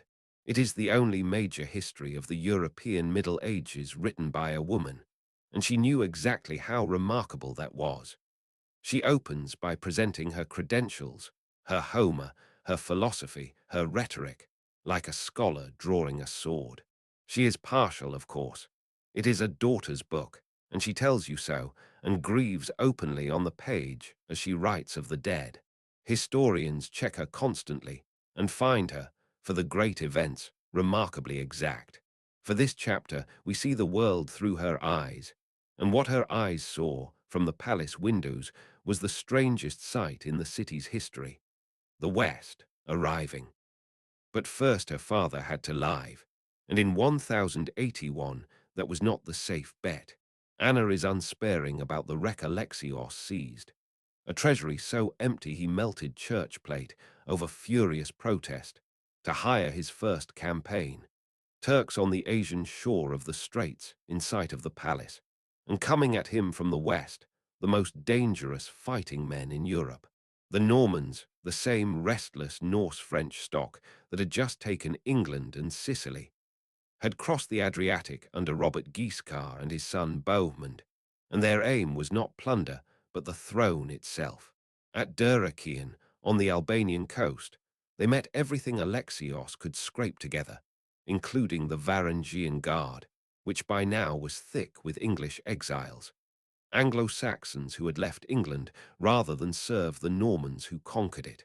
And so, 15 years after Hastings, English axemen met Norman cavalry once more. Anna describes the axes and the fury, and it ended the same way. The Varangians, advancing too far, were cut off and died almost to a man, and the emperor fled the field wounded. Alexios lost that battle, and the next. What he refused to lose was the war. He bribed, delayed, raised German trouble behind Guiscard, bought Venice's fleet with trading privileges that would cost the empire dearly for centuries. Everything, Anna says, was ventured, until Guiscard died of fever and the invasion died with him. 10 years later, when the Pecheneg horde came down from the Danube in numbers the sources despair of counting, Alexios met them at Levunian and destroyed them so completely the nation effectively vanished. The empire had stopped dying. What it needed now, to take back Anatolia, was soldiers it did not have. So the emperor did something ordinary that became enormous. He wrote west, to the Pope, among others, an appeal for mercenary help against the Turk, Christians aiding Christians, a few thousand knights for hire. What came back was the age's great lesson in asking. In 1095, at Clermont in France, Pope Urban II stood before a field of the faithful and preached, not an employment notice, but a holy war, the liberation of Jerusalem, remission of sins. God wills it. The appeal from Constantinople had passed through the amplifier of Western Christendom's whole pent-up violence and piety, and what set out for the East in 1096 was not a mercenary contingent, was peoples in motion, first a shapeless horde of the poor, tens of thousands behind a preacher on a donkey, who pillaged their way to the Bosphorus, were ferried across at the emperor's insistence before they could ruin Thrace, and were massacred by the Turks within weeks. And then, through that winter, the real thing. The prince's crusade, Godfrey of Lorraine, Raymond of Toulouse, and Anna's pen sharpens to a point, Bohemond the Norman, back, the invader of Dyrrhachium, now wearing the cross. Anna was 13 when they camped beneath the land walls, and half a century later, writing as an old woman, the sight is still fresh. The plain of Thrace filling with tents, more of the Celts, her word for all of them, than there are stars, she says, or grains of sand. The city gates shut and watched, her father sleepless.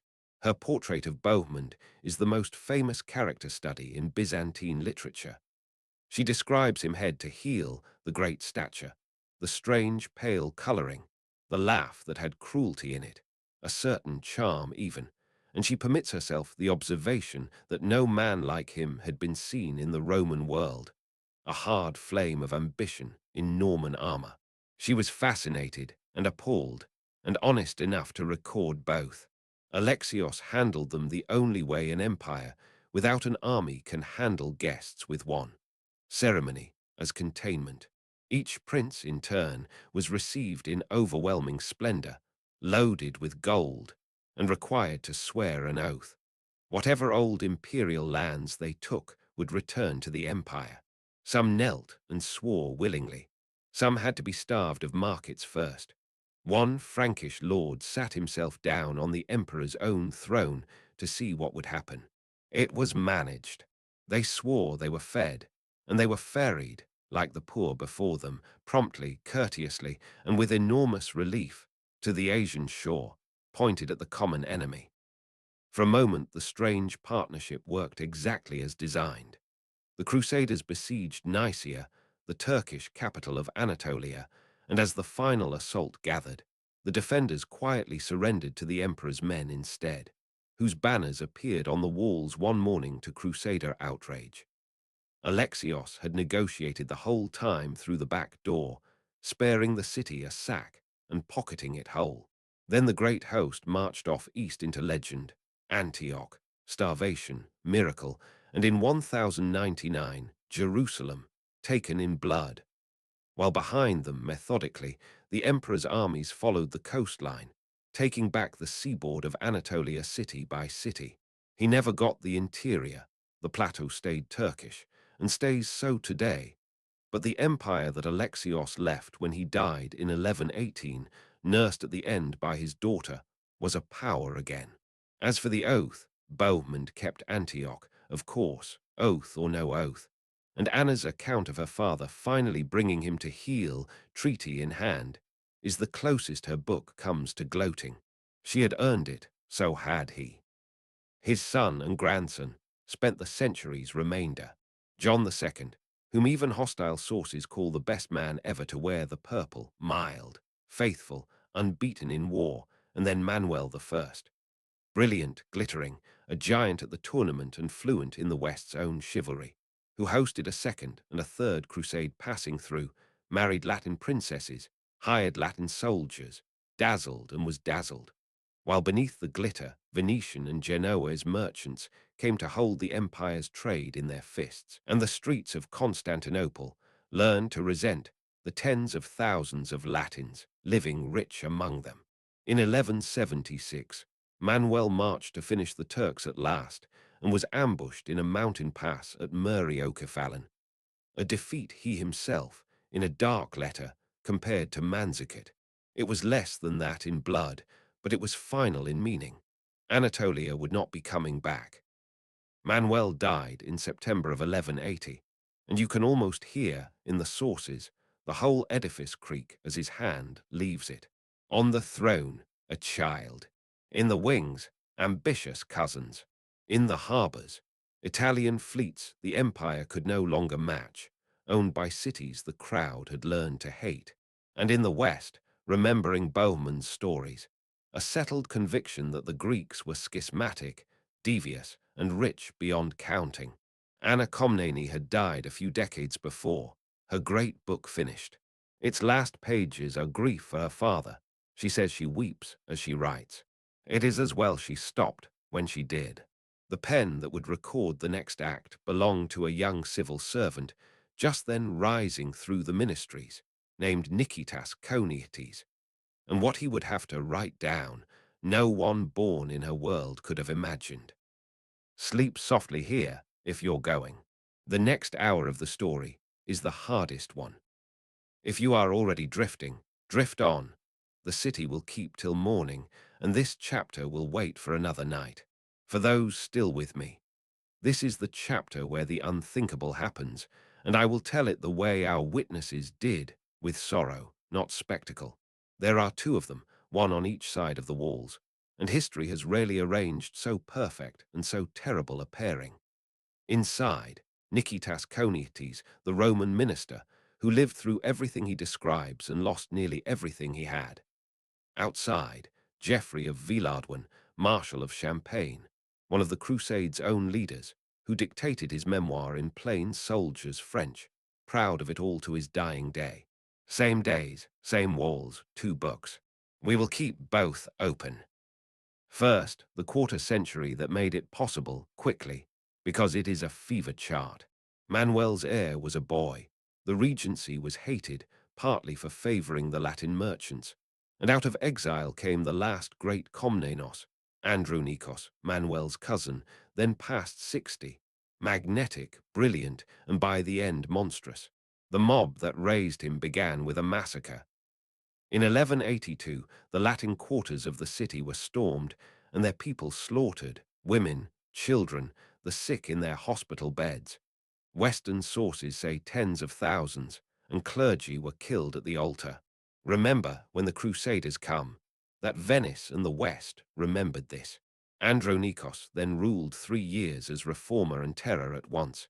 He genuinely scoured provincial corruption.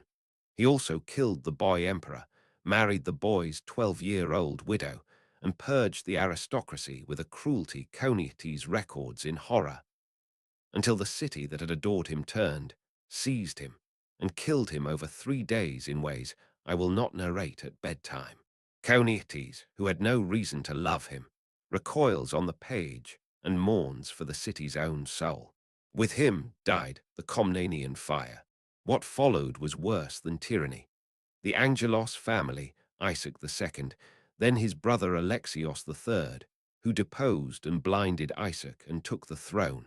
Under the Angeli, Choniates, who served in their government at the highest level and whose history is one long cry of professional despair, watched the fleet rot at its moorings, its funds embezzled, its very anchors and sails, he says, sold off by the minister responsible, watched provinces break away, watched an empire become a scarecrow of one. Now the fuse. Isaac the blinded emperor had a son, also Alexios, who escaped west in 1201 and went from court to court with an exile's promise. Restore my father and me, and Constantinople will pay anything. And at exactly that moment, the West had an army with a debt. The Fourth Crusade had gathered, bound, in theory, for Egypt, and had contracted with Venice for a fleet so huge that when too few crusaders arrived to share the cost, the crusade itself was bankrupt before it sailed. Venice's doge was Enrico Dandolo, past 90 years old, and blind, stone blind, and the most clear-sighted man in the story. He offered terms, work off the debt. First, the crusade took, for Venice, the Christian city of Zara on the Adriatic. The Pope excommunicated the lot of them for it. And there in winter quarters, the young Alexios's envoys arrived with the offer of Constantinople's millions. Vilardwen, who was in the councils and defends every step, records the debates. Many refused and went home or sailed on to Syria, saying plainly that they had not taken the cross to attack Christians. The rest, persuaded by debt, by Dandolo, by the sheer logic of pay the fleet, turned the greatest armada of the age toward the Bosphorus. I want to be fair to the dead here, because historians still argue. There was no ancient master plan, most scholars now hold. Just a chain of contracts, accidents and choices, each one locally reasonable, ending at the wrong city. That is not absolution. It is worse. It is how most catastrophes actually happen. In June of 1203, the fleet came up the Marmara, and Vilardwen sets down what happened aboard as the city rose out of the sea, men crowding the rails to stare at walls and towers stretching beyond sight, at palaces and domes past counting. And he says, in his plain way, that there was no man so brave that his flesh did not tremble at the sight. No one, he adds, had believed so rich a city could exist in all the world. They were looking at the sea walls along the Marmara, lower than the land walls, single, but fronted by current and stone shore. The fleet did not test them. It rounded the point, broke the chain that closed the Golden Horn, took the tower of Galata on the far shore, and there lay the city's flank. The harbour walls along the Horn, lowest of all, built against a sheltered anchorage no enemy fleet had ever held. No enemy fleet, in 900 years, had ever been inside the Golden Horn. Venice was inside in a day. What follows in July is the assault that restored the exile. Knights against the land walls at Blakeney, where the Varangians, English and Danish axemen, threw them back. While the Venetian ships ran themselves against the harbour wall, towers lashed to mastheads, flying bridges dropping onto the battlements. And in the middle of it, one image even the Greek sources could not begrudge. The Doge of Venice, blind, in full armour, standing in the bow of his galley with the banner of St. Mark, roaring at his oarsmen to put him ashore first. And they did, and the fleet, shamed, followed, and a stretch of wall was taken. That night the usurper Alexios III stuffed a ship with treasure and fled his own empire. The blinded Isaac was fetched from his cell and rethroned beside his son, the Crusaders Alexios, the fourth now, and technically, briefly, the expedition had succeeded. Everything after is the arithmetic of an impossible promise. The sum young Alexios had pledged was beyond any treasury on earth, let alone the Angeles looted one. He stripped the churches to pay installments and made himself hated. The army camped across the Horn, waiting to be paid, made itself hated faster. In August, Latin soldiers brawling in the city fired a district, and the fire got away from everyone. Choniates, whose own splendid house stood in its path, describes the burning of the heart of the capital, a wall of flame he says no one could approach, consuming porticos and libraries and whole quarters down to the sea. Through the winter the spiral tightened. The city's factions overthrew and strangled young Alexios. The new emperor, Murtzouphlos, of the joined eyebrows, a fighter at least, repudiated the debt entirely. And in the Crusader camp, the clergy obligingly ruled that against such treacherous schismatics, war was not only lawful but holy. In April of 1204, the fleet dressed its flying bridges again, this time to take the city not for a claimant, but for itself. The knights and the Doge had already signed the treaty dividing the empire among them before a single wall was scaled. 3/8, a quarter, an empire partitioned on paper, like an estate. On the 12th of April, in a north wind that pressed the ships against the harbour wall, two vessels lashed together, the Pilgrim and the Paradise, history keeping its own accounts, struck a tower, and a knight and a Venetian fought their way onto it. A gate was broken below. Horses came ashore, and by dark the Crusaders held a stretch of the city and camped in it, braced for weeks of street fighting. There were no weeks. In the night, Murtzouphlos fled, the defense dissolved, and in the morning the army found itself in possession of the capital of the world, and was released by its leaders to the customary reward of a stormed city. 3 days. I will not inventory those days. Choniates was there, and his lament is one of the terrible set pieces of medieval literature. I'll tell you what he tells. At the distance, he'd want that nothing was spared for holiness. The altars of churches hacked apart for their metal.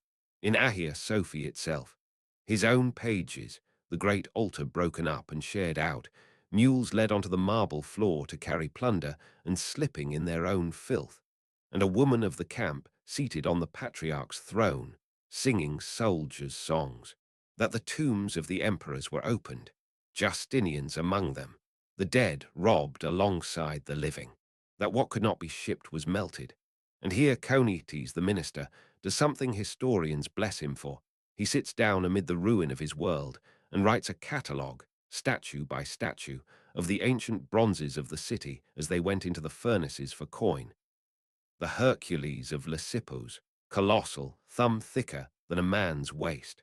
The hero of the Forum, whose head alone was a wagon load. The ancient charioteers of the Hippodrome. A walking tour of the classical world's last open-air museum, written as its obituary. The 4 bronze horses of the Hippodrome escaped the melt.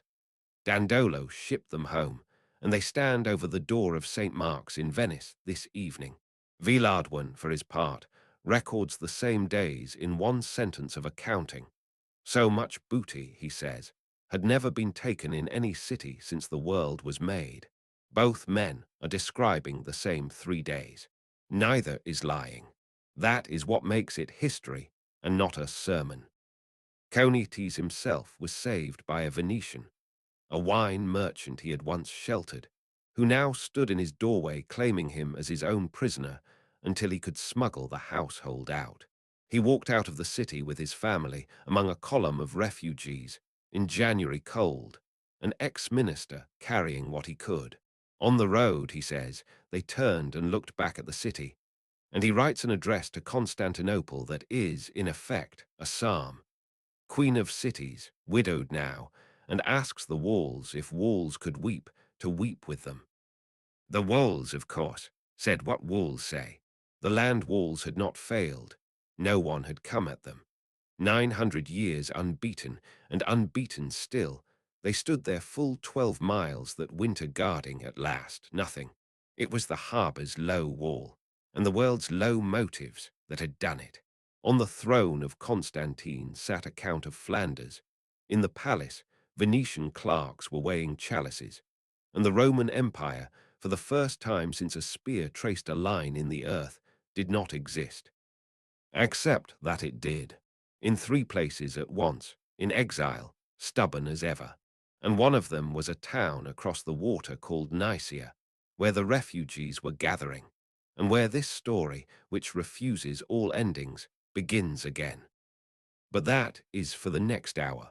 Let the Queen of Cities rest tonight, even widowed. She has one more astonishment left. An empire, it turns out, is a harder thing to kill than a city. Cut off the head, and this one grew 3. Within a few years of the sack, Roman governments in exile stood at 3 corners of the old map, one at Trebizond on the Black Sea, one in the mountains of Greece, and one, the one that mattered, just across the water from the lost capital, at Nicaea, the same walled town where the Crusaders and Alexios had won their first victory together, a century and a lifetime of irony ago. Our guide through the exile is George Acropolites, a scholar who grew up inside it, sent from occupied Constantinople as a boy to be educated at the exile court, and rising to write its history as the empire's chancellor. And what he describes is one of history's quiet marvels, a state rebuilt in miniature, in a provincial town, out of refugees, patriarch, court, law, army, all of it reassembled like a ship rebuilt in a smaller bottle, waiting. The waiting had a mastermind. John III, called Vatatzes, ruled the exile for 33 years, and Acropolites, who knew him, and was not given to warmth, describes something close to the ideal king, a soldier who fought only when arithmetic favored him, and otherwise farmed, literally farmed. The emperor ran his crown estates like a careful squire, grain, horses, poultry, until the exile state, absurdly, ran a surplus, and he is said to have paid for his empress's new crown entirely from the profits of his egg sales, and called it, with a farmer's humor, the egg crown. Later generations venerated him as a saint, John the Merciful. History offers few gentler revenges than this. While the exiles sold eggs and got rich, the Latin conquerors in Constantinople, who had won the richest city on earth, went broke inside it. The plunder ran out, the hinterland was hostile, and the Latin emperors were reduced to stripping the lead from palace roofs to sell, and pawning the city's holiest relics to stay fed. The crown of thorns itself went to the King of France, St. Louis, who built a chapel of glass in Paris to hold it. The Sainte-Chapelle stands there this evening, a jewel box in Paris, paid for by the poverty of New Rome. Year by year, the exiles closed in, Vatatzes took back the Asian shore, then crossed into Europe and took Thrace, until Latin Constantinople was an island in a Roman sea, holding out only because its walls were the walls, and the exiles had no fleet to force the horn. And then, in 1261, the city came back the way it had been lost, through a small door, and almost by accident. A new emperor led the exile now, Michael Paleologos, of the great clan of that name. Mark it well, for it is the last name in this story. And in the summer of 1261, he sent a general, Alexios Strategopoulos, toward Thrace with a small force, 800 horse and some foot, to watch the frontier, not to attack, merely to look. Near the city, Acropolites tells us, the general fell in with local farmers who passed freely in and out of the walls, Greeks of the countryside, who hated the occupiers and knew, as locals always know, the arrangements, that the Latin garrison, nearly to a man, had sailed off with the Venetian fleet to raid an island up the Black Sea coast called Daphnusia. The city was standing open, like an unwatched house, and they knew a way in. The accounts differ on the door. A forgotten postern, a passage under the wall, a point where a few men could climb while friends inside dealt quietly with the sentries. In the dark before dawn, on the 25th of July, a handful went in, opened one of the land gates from within, and 800 men walked into the city that the armies of Persia and the caliphs had broken themselves against for 9 centuries. The Latin emperor woke to shouting, ran to the harbor, and fled on a merchant ship. When the Venetian fleet hurried back from Daphnusia, its sailors found their own families crowding the shoreline. The Greeks had fired the Venetian quarter to give the fleet something to save other than the city, and Venice, that most practical of nations, loaded its people and sailed away. 57 years of Latin Constantinople ended in a single night, at a cost of almost no one. 3 weeks later, Michael Paleologos made his entry, and he made it on foot. At the Golden Gate, the old triumphal gate of the land walls, walled shut for centuries and opened for this, the emperor dismounted and walked into Constantinople behind the city's great icon of the Virgin. The Hodegetria, the protectress, painted, tradition said, by St. Luke himself, carried upright before him, so that the Mother of God entered her city first, and the emperor came second, bareheaded, as her servant, straight down the ancient processional way to Hagia Sophia, where the altar was consecrated anew, and the unwidowed city sang. Honesty before nightfall, as always. The man behind the icon had stains. The exile throne belonged by right to a child, John the Fourth Lascaris, the last of Vatatzes' line, 10 years old, and within months of the triumph, Michael had the boy blinded and shut away in a fortress, and took the purple for his own house alone. The patriarch excommunicated him for it. Michael found a more agreeable patriarch, the dynasty of the Paleologi, which would now hold the throne longer than any family in Roman history, 190 years, to the very last morning, was founded, like Basil's, on a crime against a benefactor's child. The city was Roman again. The cost columns, as ever, were written in smaller ink. But let the night of the return keep its sweetness anyway, because history gave it so few. Stand on the land walls that August evening in 1261, where the sentries walking the round are, for the first time in 57 years, the city's own. The lamps are lit again in the dome, fewer than before, in a poorer, emptier, half-burned city, a queen restored to a looted house. But hers, the gate that was opened from within, is barred again. The icon is home.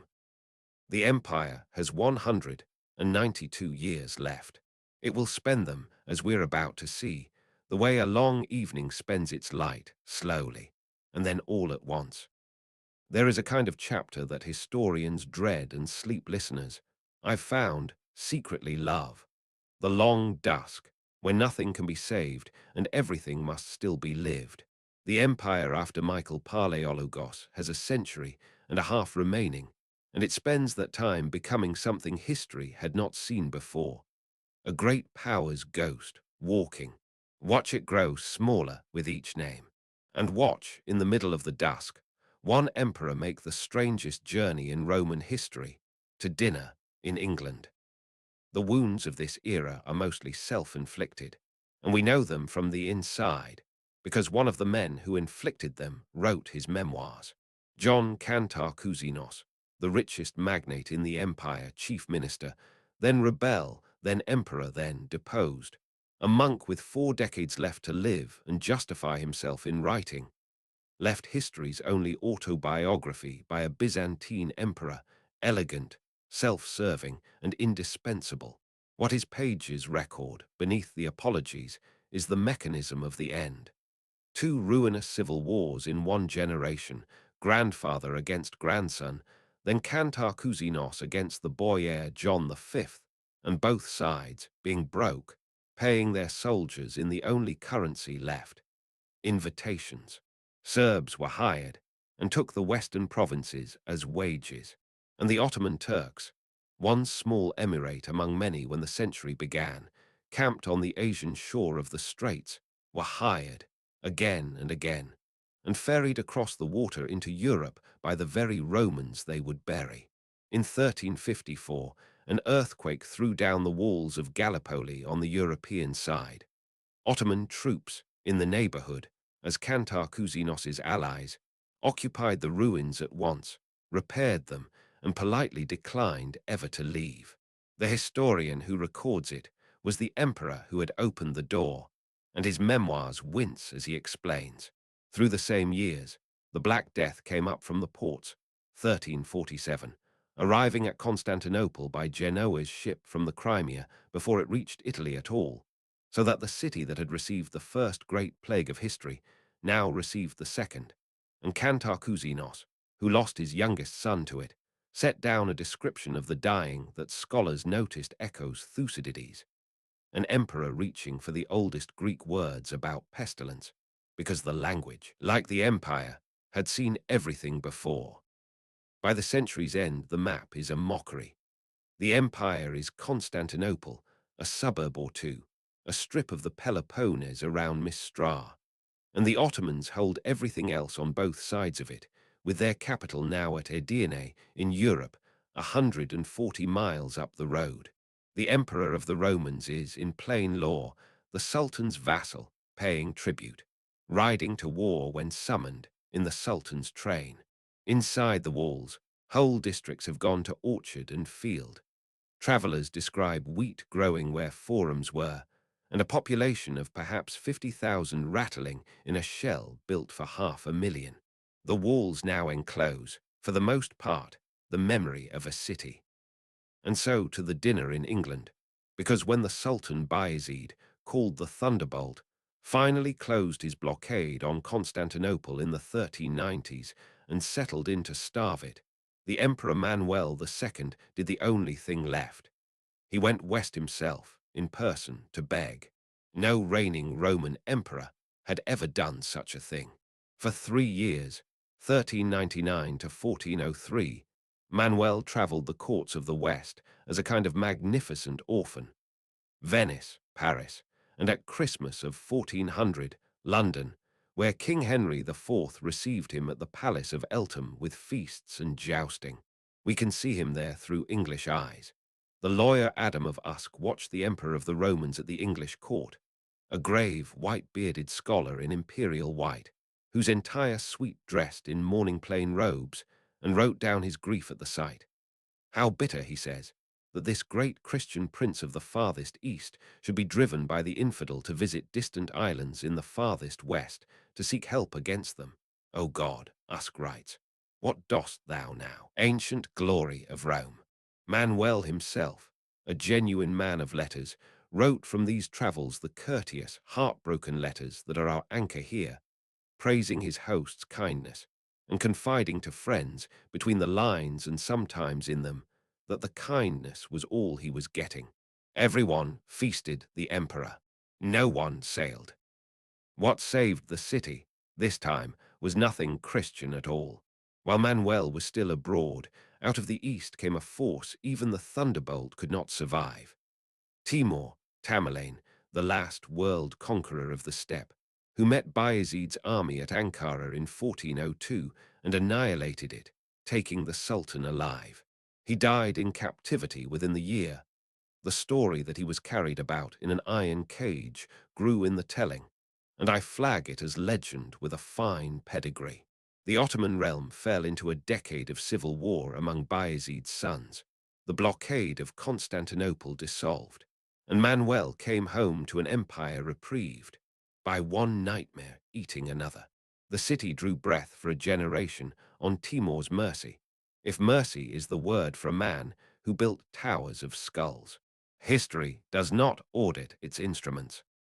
The reprieve was spent the way reprieves are. A new sultan besieged the city in 1422. The old walls, even now, held him, but Thessalonica, the empire's second city, fell for good in 1430. The desperate court played its last diplomatic card at the Council of Florence in 1439. Union with Rome at last, the emperor and patriarch conceding the old disputes in exchange for a crusade, and the crusade came and was destroyed at Varna in 1444. While at home, the union was received by the people of Constantinople as betrayal, monks and crowds refusing communion from unionist priests, a city half empty, and now divided against its own altars. And in 1449, with the treasury too poor for ceremony and the capital too bitter for one, the last emperor was crowned, not in Hagia Sophia, but far away at Mistra, in a small church in the Peloponnese, before sailing to his inheritance, Manuel's son, Constantine the 11th of the house of Paleologos. You have met him already, riding the walls in the dark. 2 years later, in 1451, the old sultan died, and the West relaxed. The heir was a 19-year-old, untested, bookish, said to be mild. The ambassador's dispatches were almost cheerful. The young man's name was Mehmet, the second of that name. Within months of his accession, he was on the Bosphorus shore north of the city with an army of masons, building a fortress on the European side, on Roman land, without asking. Its Turkish name, in the plainest translation, means the throat cutter. When Constantine's envoys came to protest, they did not come back. The dusk is over. Bank the fire if you're still awake and settle deep, because the last chapter of this story has come, and we have an appointment on the walls. 4 witnesses will walk with us through the end, and you should know their loyalties before we start, because the end of a world is always told in parallax. Nicolo Barbaro, ship's surgeon of Venice, keeping his blunt daily diary aboard the galleys in the Golden Horn. George Sphrantzes, the emperor's oldest friend, courtier and diplomat since boyhood, who survived to write the grief down. Doukas, a Greek in Genoa's service, gathering every story the refugees carried.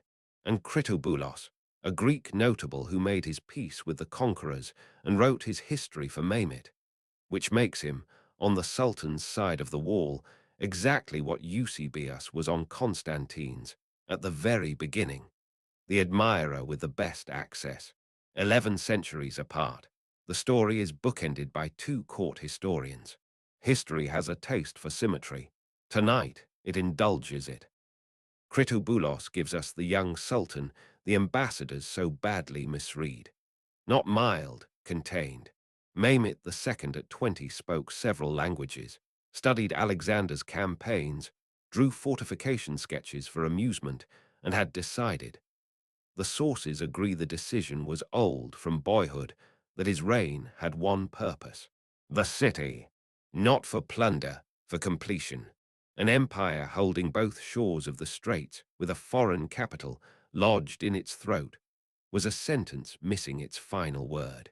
Through 1452, the throat-cutter fortress rose in months, its cannon closing the Bosphorus.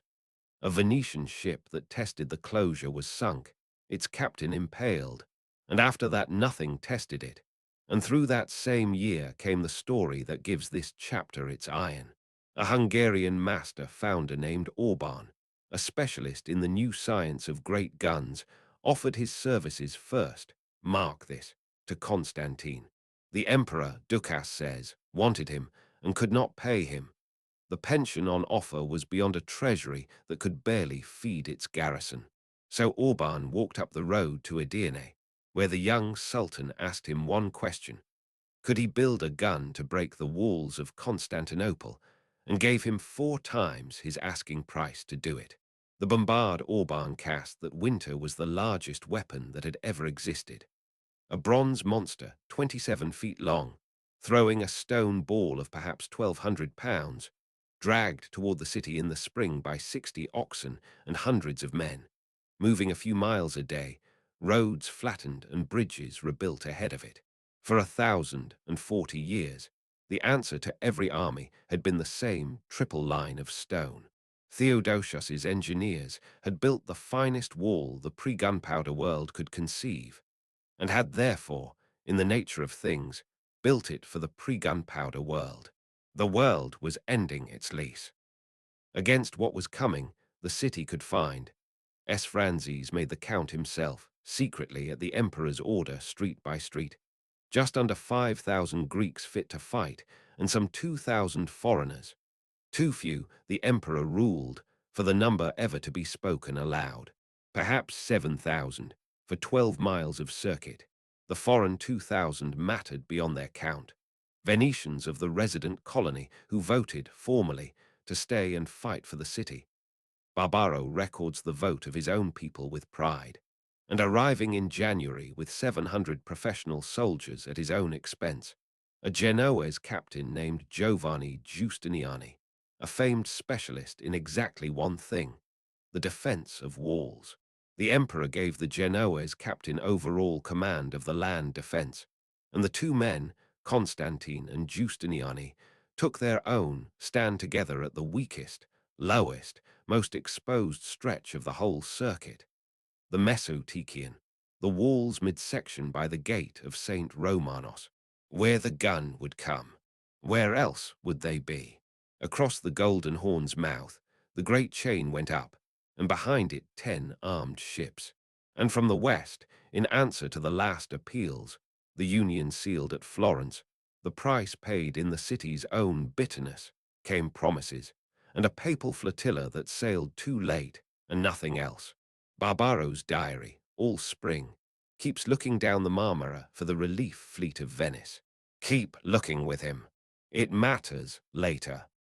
The army arrived before the walls in the first days of April, 80,000 at a sober modern estimate, with the Sultan's red and gold tent set up, with fine dramatic judgment, opposite the gate of St. Romanos, and on the 6th of April the guns began.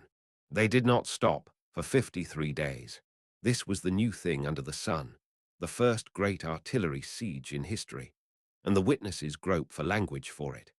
The earth shaking 2 miles away, the smoke standing over the lines like weather, women miscarrying at the concussion, Orban's monster firing its half-ton stones 7 times a day with a sound, Kritoboulos says, that made the unwarned think the world was dissolving. The outer wall at the Mesotekian began, day by day, to slump into the ditch. And now watch the defenders, because this is the wall's last miracle, and it is made of people. Every night, the whole population, soldiers, monks, women, children, Sphrantzes says everyone, came out to the breach with timber, rubble, earth, and vine stakes, and built, inside the crumbling stone, a new rampart of packed earth that swallowed the cannonballs like a pillow. Every day the guns unmade the wall. Every night the city remade it.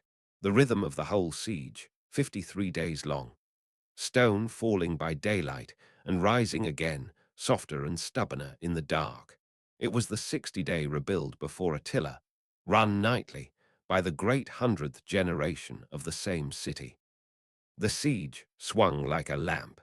On the 20th of April, in full view of both armies, 4 tall ships, 3 Genoese and 1 Imperial, loaded with grain, fought their way through the entire Ottoman fleet at the boom's mouth. The crowds on the walls and the Sultan on the shore watching the same 3 hours. Mehmet rode his horse into the surf shouting orders, the sources say, and his admiral, who survived the battle, barely survived the debrief. The city sang that night. Then the Sultan answered with the stroke this siege is remembered for.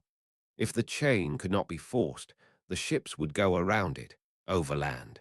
In a single night and day, along a greased slipway of timbers laid over the ridge behind Galata, Ottoman crews hauled some 70 ships up out of the Bosphorus, over the hill, and down into the Golden Horn behind the chain. Sails set, the accounts insist, oars beating the air, as if the fleet were sailing across dry land. Barbaro heard them splash down inside the harbour, his galleys were guarding, and his diary entry is stunned flat. The horn, the safe flank, the one wall the city did not have to man in strength, was gone as a sanctuary. The defense, already a skin, had to stretch thinner. Mines came next, tunnels driven at the walls, and were met underground and broken one by one by a Scottish engineer in imperial pay named John Grant. History writing its marginal note that at the end of Rome, the last of the Varangian instinct held. Strangers from the far northwest, dying for the city as their own. And then, in the small hours of the 23rd of May, a single brigantine slipped back through the blockade. The ship the emperor had sent out weeks before, disguised in Turkish colors, to scour the Aegean for the Venetian relief fleet. They had searched every sea lane. There was nothing coming, and the 12 men of the crew, Barbaro records, held a council on the open water, free men, with the whole Mediterranean at their stern, and voted to sail back into the doomed city because they had promised their emperor an answer. When they gave it to him, Constantine thanked each man and wept, and Sphrantzes says, told them that Christ alone remained to defend the city now. The same week, as if the sky were signing the verdict, the full moon rose in eclipse. The old prophecy said the city would stand until the moon gave a sign. And days later, during a last procession, the Hodiketrier icon slipped from its bearer's hands into the mud, and a fog unknown in May smothered the city. And that night watchers on both sides saw a strange light playing about the dome of Hagia Sophia. I give you the omens as Barbaro and Doukas give them, as things people truly saw, in a city where 10 centuries of prophecy were all falling due at once, with the instruments God's weather gives to grief. The Ottoman camp saw the lights too, and read them the other way. Everyone was right. And so we come back, at last, to where we began 3 hours ago. Monday, the 28th of May. The guns falling silent to cool, for the assault the criers in the enemy camp had announced for dawn. The one long procession, quarrels annulled, Unionists and their enemies carrying the icons together along the walls. The last liturgy under the great dome, Greek and Latin at one altar for the first and only time, the emperor taking communion and asking, aloud, forgiveness of all. His address to the defenders, Sphrantzes' tradition preserves a version, surely polished by love and time, and its pith needs no polish. He reminded each man what he was defending, his faith, his family, his city, and told the Greeks among them that a man should be ready to die for any one of those things, and they were being asked it for all 4 at once. Then the circuit of the walls in the dark, the farewell at Blakeney, the household forgiven and forgiving, and the ride back out to the gate of St. Romanos, where the earth rampart waited, and his post in it. You have stood this watch with him once already. Stand it again, knowing now everything the darkness knows. The assault came at 1:30 in the morning, in the order the Sultan had designed, like a mind reading a body's exhaustion. First the irregulars, thousands of expendables, thrown at the stockade for 2 hours to spend the defenders' strength. Then the Anatolian regulars breaking against the earth wall in the dark. And then, with the defense reeling and the east graying, the Janissaries, fresh, silent, professional walking, Barbaro says, not running into the breach. Even then the stockade held. The accounts agree it was holding, until the 2 hinges of chance turned together. A shot, a culverin ball, or a crossbow bolt, the sources differ, struck Justiniani through the armor, and the captain of the walls, bleeding badly, spent after 7 weeks of carrying the whole defense, had his men carry him back through the inner gate to the ships. His Genoese, seeing the standard leave the wall, went with him. The emperor begged him to stay. Doukas gives their last exchange, and then turned back to the gap with the Greeks who remained. And at that same hour, word ran down the line that Ottoman banners were flying from the wall further north, at a small saliport called the Kirkeporter, which, Doukas alone records, had been left unbarred after a night's sortie, and through which a band of Janissaries had climbed to the battlements. One chronicler, one unbarred door. I flag it as I promised I would. A detailed history cannot verify and cannot resist. Panic is not particular about its causes. The cry went up in Greek, the city is taken, and the defense of 1,040 years came apart in the dark like a knot finally cut. Of Constantine's end, here is the honest edge of knowledge. He was at the breach when it broke, and he did not survive, and no man who wrote about it saw it happen. The tradition, Greek and Ottoman alike, and very early, is that when all was lost he cried out that the city was taken, and he yet lived, threw off the imperial eagles so as to die unransomed, a soldier among soldiers, and went into the flood at the gate of St. Romanos with his sword, beside his cousin the Hophalos and his companions, and was not seen again. A body was later shown. Identifications were claimed. None is certain. The last emperor of the Romans has no grave. Given everything, it is hard to imagine he would have filed a complaint. What the city suffered in the days after, we have counted such costs before tonight, and I will keep the register and step past the ledger. The sack was real and terrible, and I leave it folded. 2 images only, both from the winner's own historian, to close the account. Kritoboulos writes that when Mehmet entered the city that afternoon and rode through what 3 days of license had made of it, the conqueror wept, and said aloud, his own chronicler recording it, "What a city we have given over to plunder and destruction." And at Hagia Sophia, dismounting, the Sultan stooped, took a handful of earth, and poured it over his own turban in humility before God. Then, seeing a soldier prying up the marble floor, struck him and drove him out, saying the treasure was the men's, but the buildings were his. The great church was a mosque by Friday. The muezzin's call rose from the ramp where the lamplighters had climbed for 1,000 years. It was Tuesday, the 29th of May, 1453.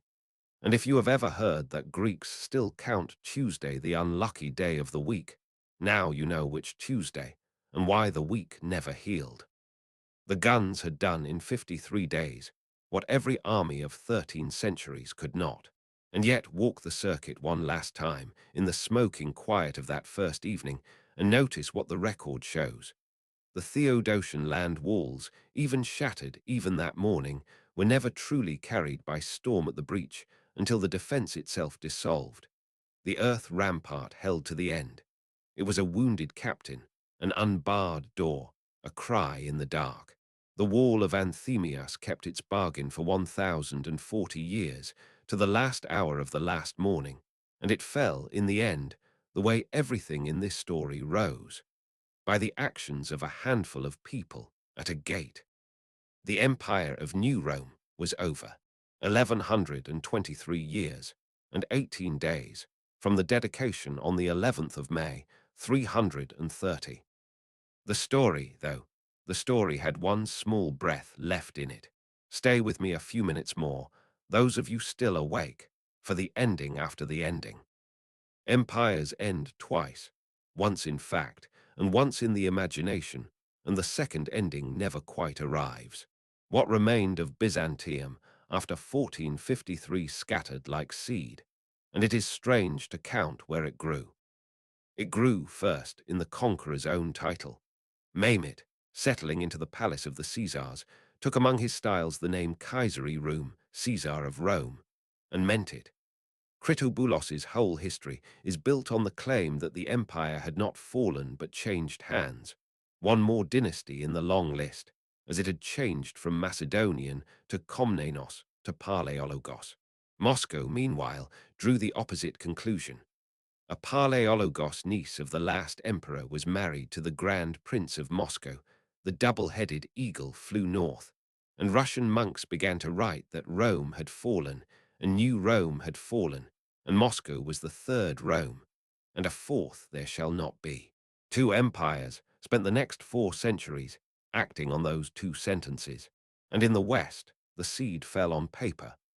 The Greek scholars who fled the dying city, before the end and after it, carried with them the books and the ability to read them, that the scribes of the Macedonian age had saved, and it is a fair summary of the Renaissance that Italy had been ready for 100 years, and Byzantium's death delivered the library. The historian Steven Runciman, whose account of the fall remains the one people read at 1 in the morning, put the exchange simply. The world's debt to the empire was that it had kept the inheritance safe until the world was ready to take it back. But the deepest root grew at home in the conquered city among the Greeks who stayed, and it grew as legends, and I will give you the two most beloved, because they are, in the end, lullabies, and this is the hour for them. The first is told of the last liturgy, that when the Janissaries broke into Hagia Sophia that morning, a priest was still at the altar with the holy vessels, and that the wall of the sanctuary opened and took him in and closed, and that he waits there mid-liturgy, and when the city is one day redeemed, the wall will open, and he will step out and finish the service from the exact word where he stopped. The second is the emperor's own, that Constantine did not die at the gate, that at the last moment an angel caught him away, turned him to marble, and laid him asleep in a hidden chamber beneath the Golden Gate, the old triumphal arch of the land walls, the gate of returning emperors. The marble emperor, the Greeks called him, and for centuries, mothers told children that he is not dead but sleeping, and that one day the angel will wake him, and he will rise and take back his city. The Ottomans, the story goes, knew the prophecy too, and bricked the Golden Gate up all the tighter. The historian Donald Nicol, who wrote the last emperor's biography and called him the immortal emperor for exactly this reason, traced the legend down the centuries and found it still alive in living memory. A scholar's way of saying what the lullaby always said: some sleepers are only waiting. And the walls are still there. That is not a legend. That is the bus route. You can go to Istanbul, a city of 15 million now, one of the great cities of the earth, as it has almost always been, and walk, for mile after mile through the modern neighborhoods, along the actual Theodosian land walls. The towers of Anthemias, earthquake-cracked and 16 centuries old, with vegetable gardens at their feet where the moat was, exactly as there were gardens inside them in the empire's last dusk. Storks nesting on the broken tower tops, children playing football against stones that turned back Attila. The great breach at the gate of St. Romanos is still readable in the masonry, if you know the story. You know the story now. So end here, where we have ended every chapter, at the hour when the light goes amber. Evening comes down over Istanbul. The traffic hums where the siege lines were. The call to prayer rises from the minarets around the great dome, which still stands and still fills with light. And out along the old land walls, the same slow dusk settles on the stones that it settled on when Constantine walked ahead of his surveyors with a spear, and when the factions rebuilt in 60 days, and when the carts went out, and the icon went along the ramparts, and the last emperor rode the circuit in the dark asking forgiveness. 11 centuries of sentries have gone off duty. The walls keep the watch alone now, and they are good at it. It is the oldest job in the city. Sleep, then. The city sleeps too. It always has, every single night of this whole long story, whatever the histories were too busy to mention. And if the old lullaby is right, somewhere under the bricked-up gate, in the marble quiet, an emperor is doing the same. Not dead, only sleeping. Good night. More nights in history are waiting, whenever you are. Sleep well.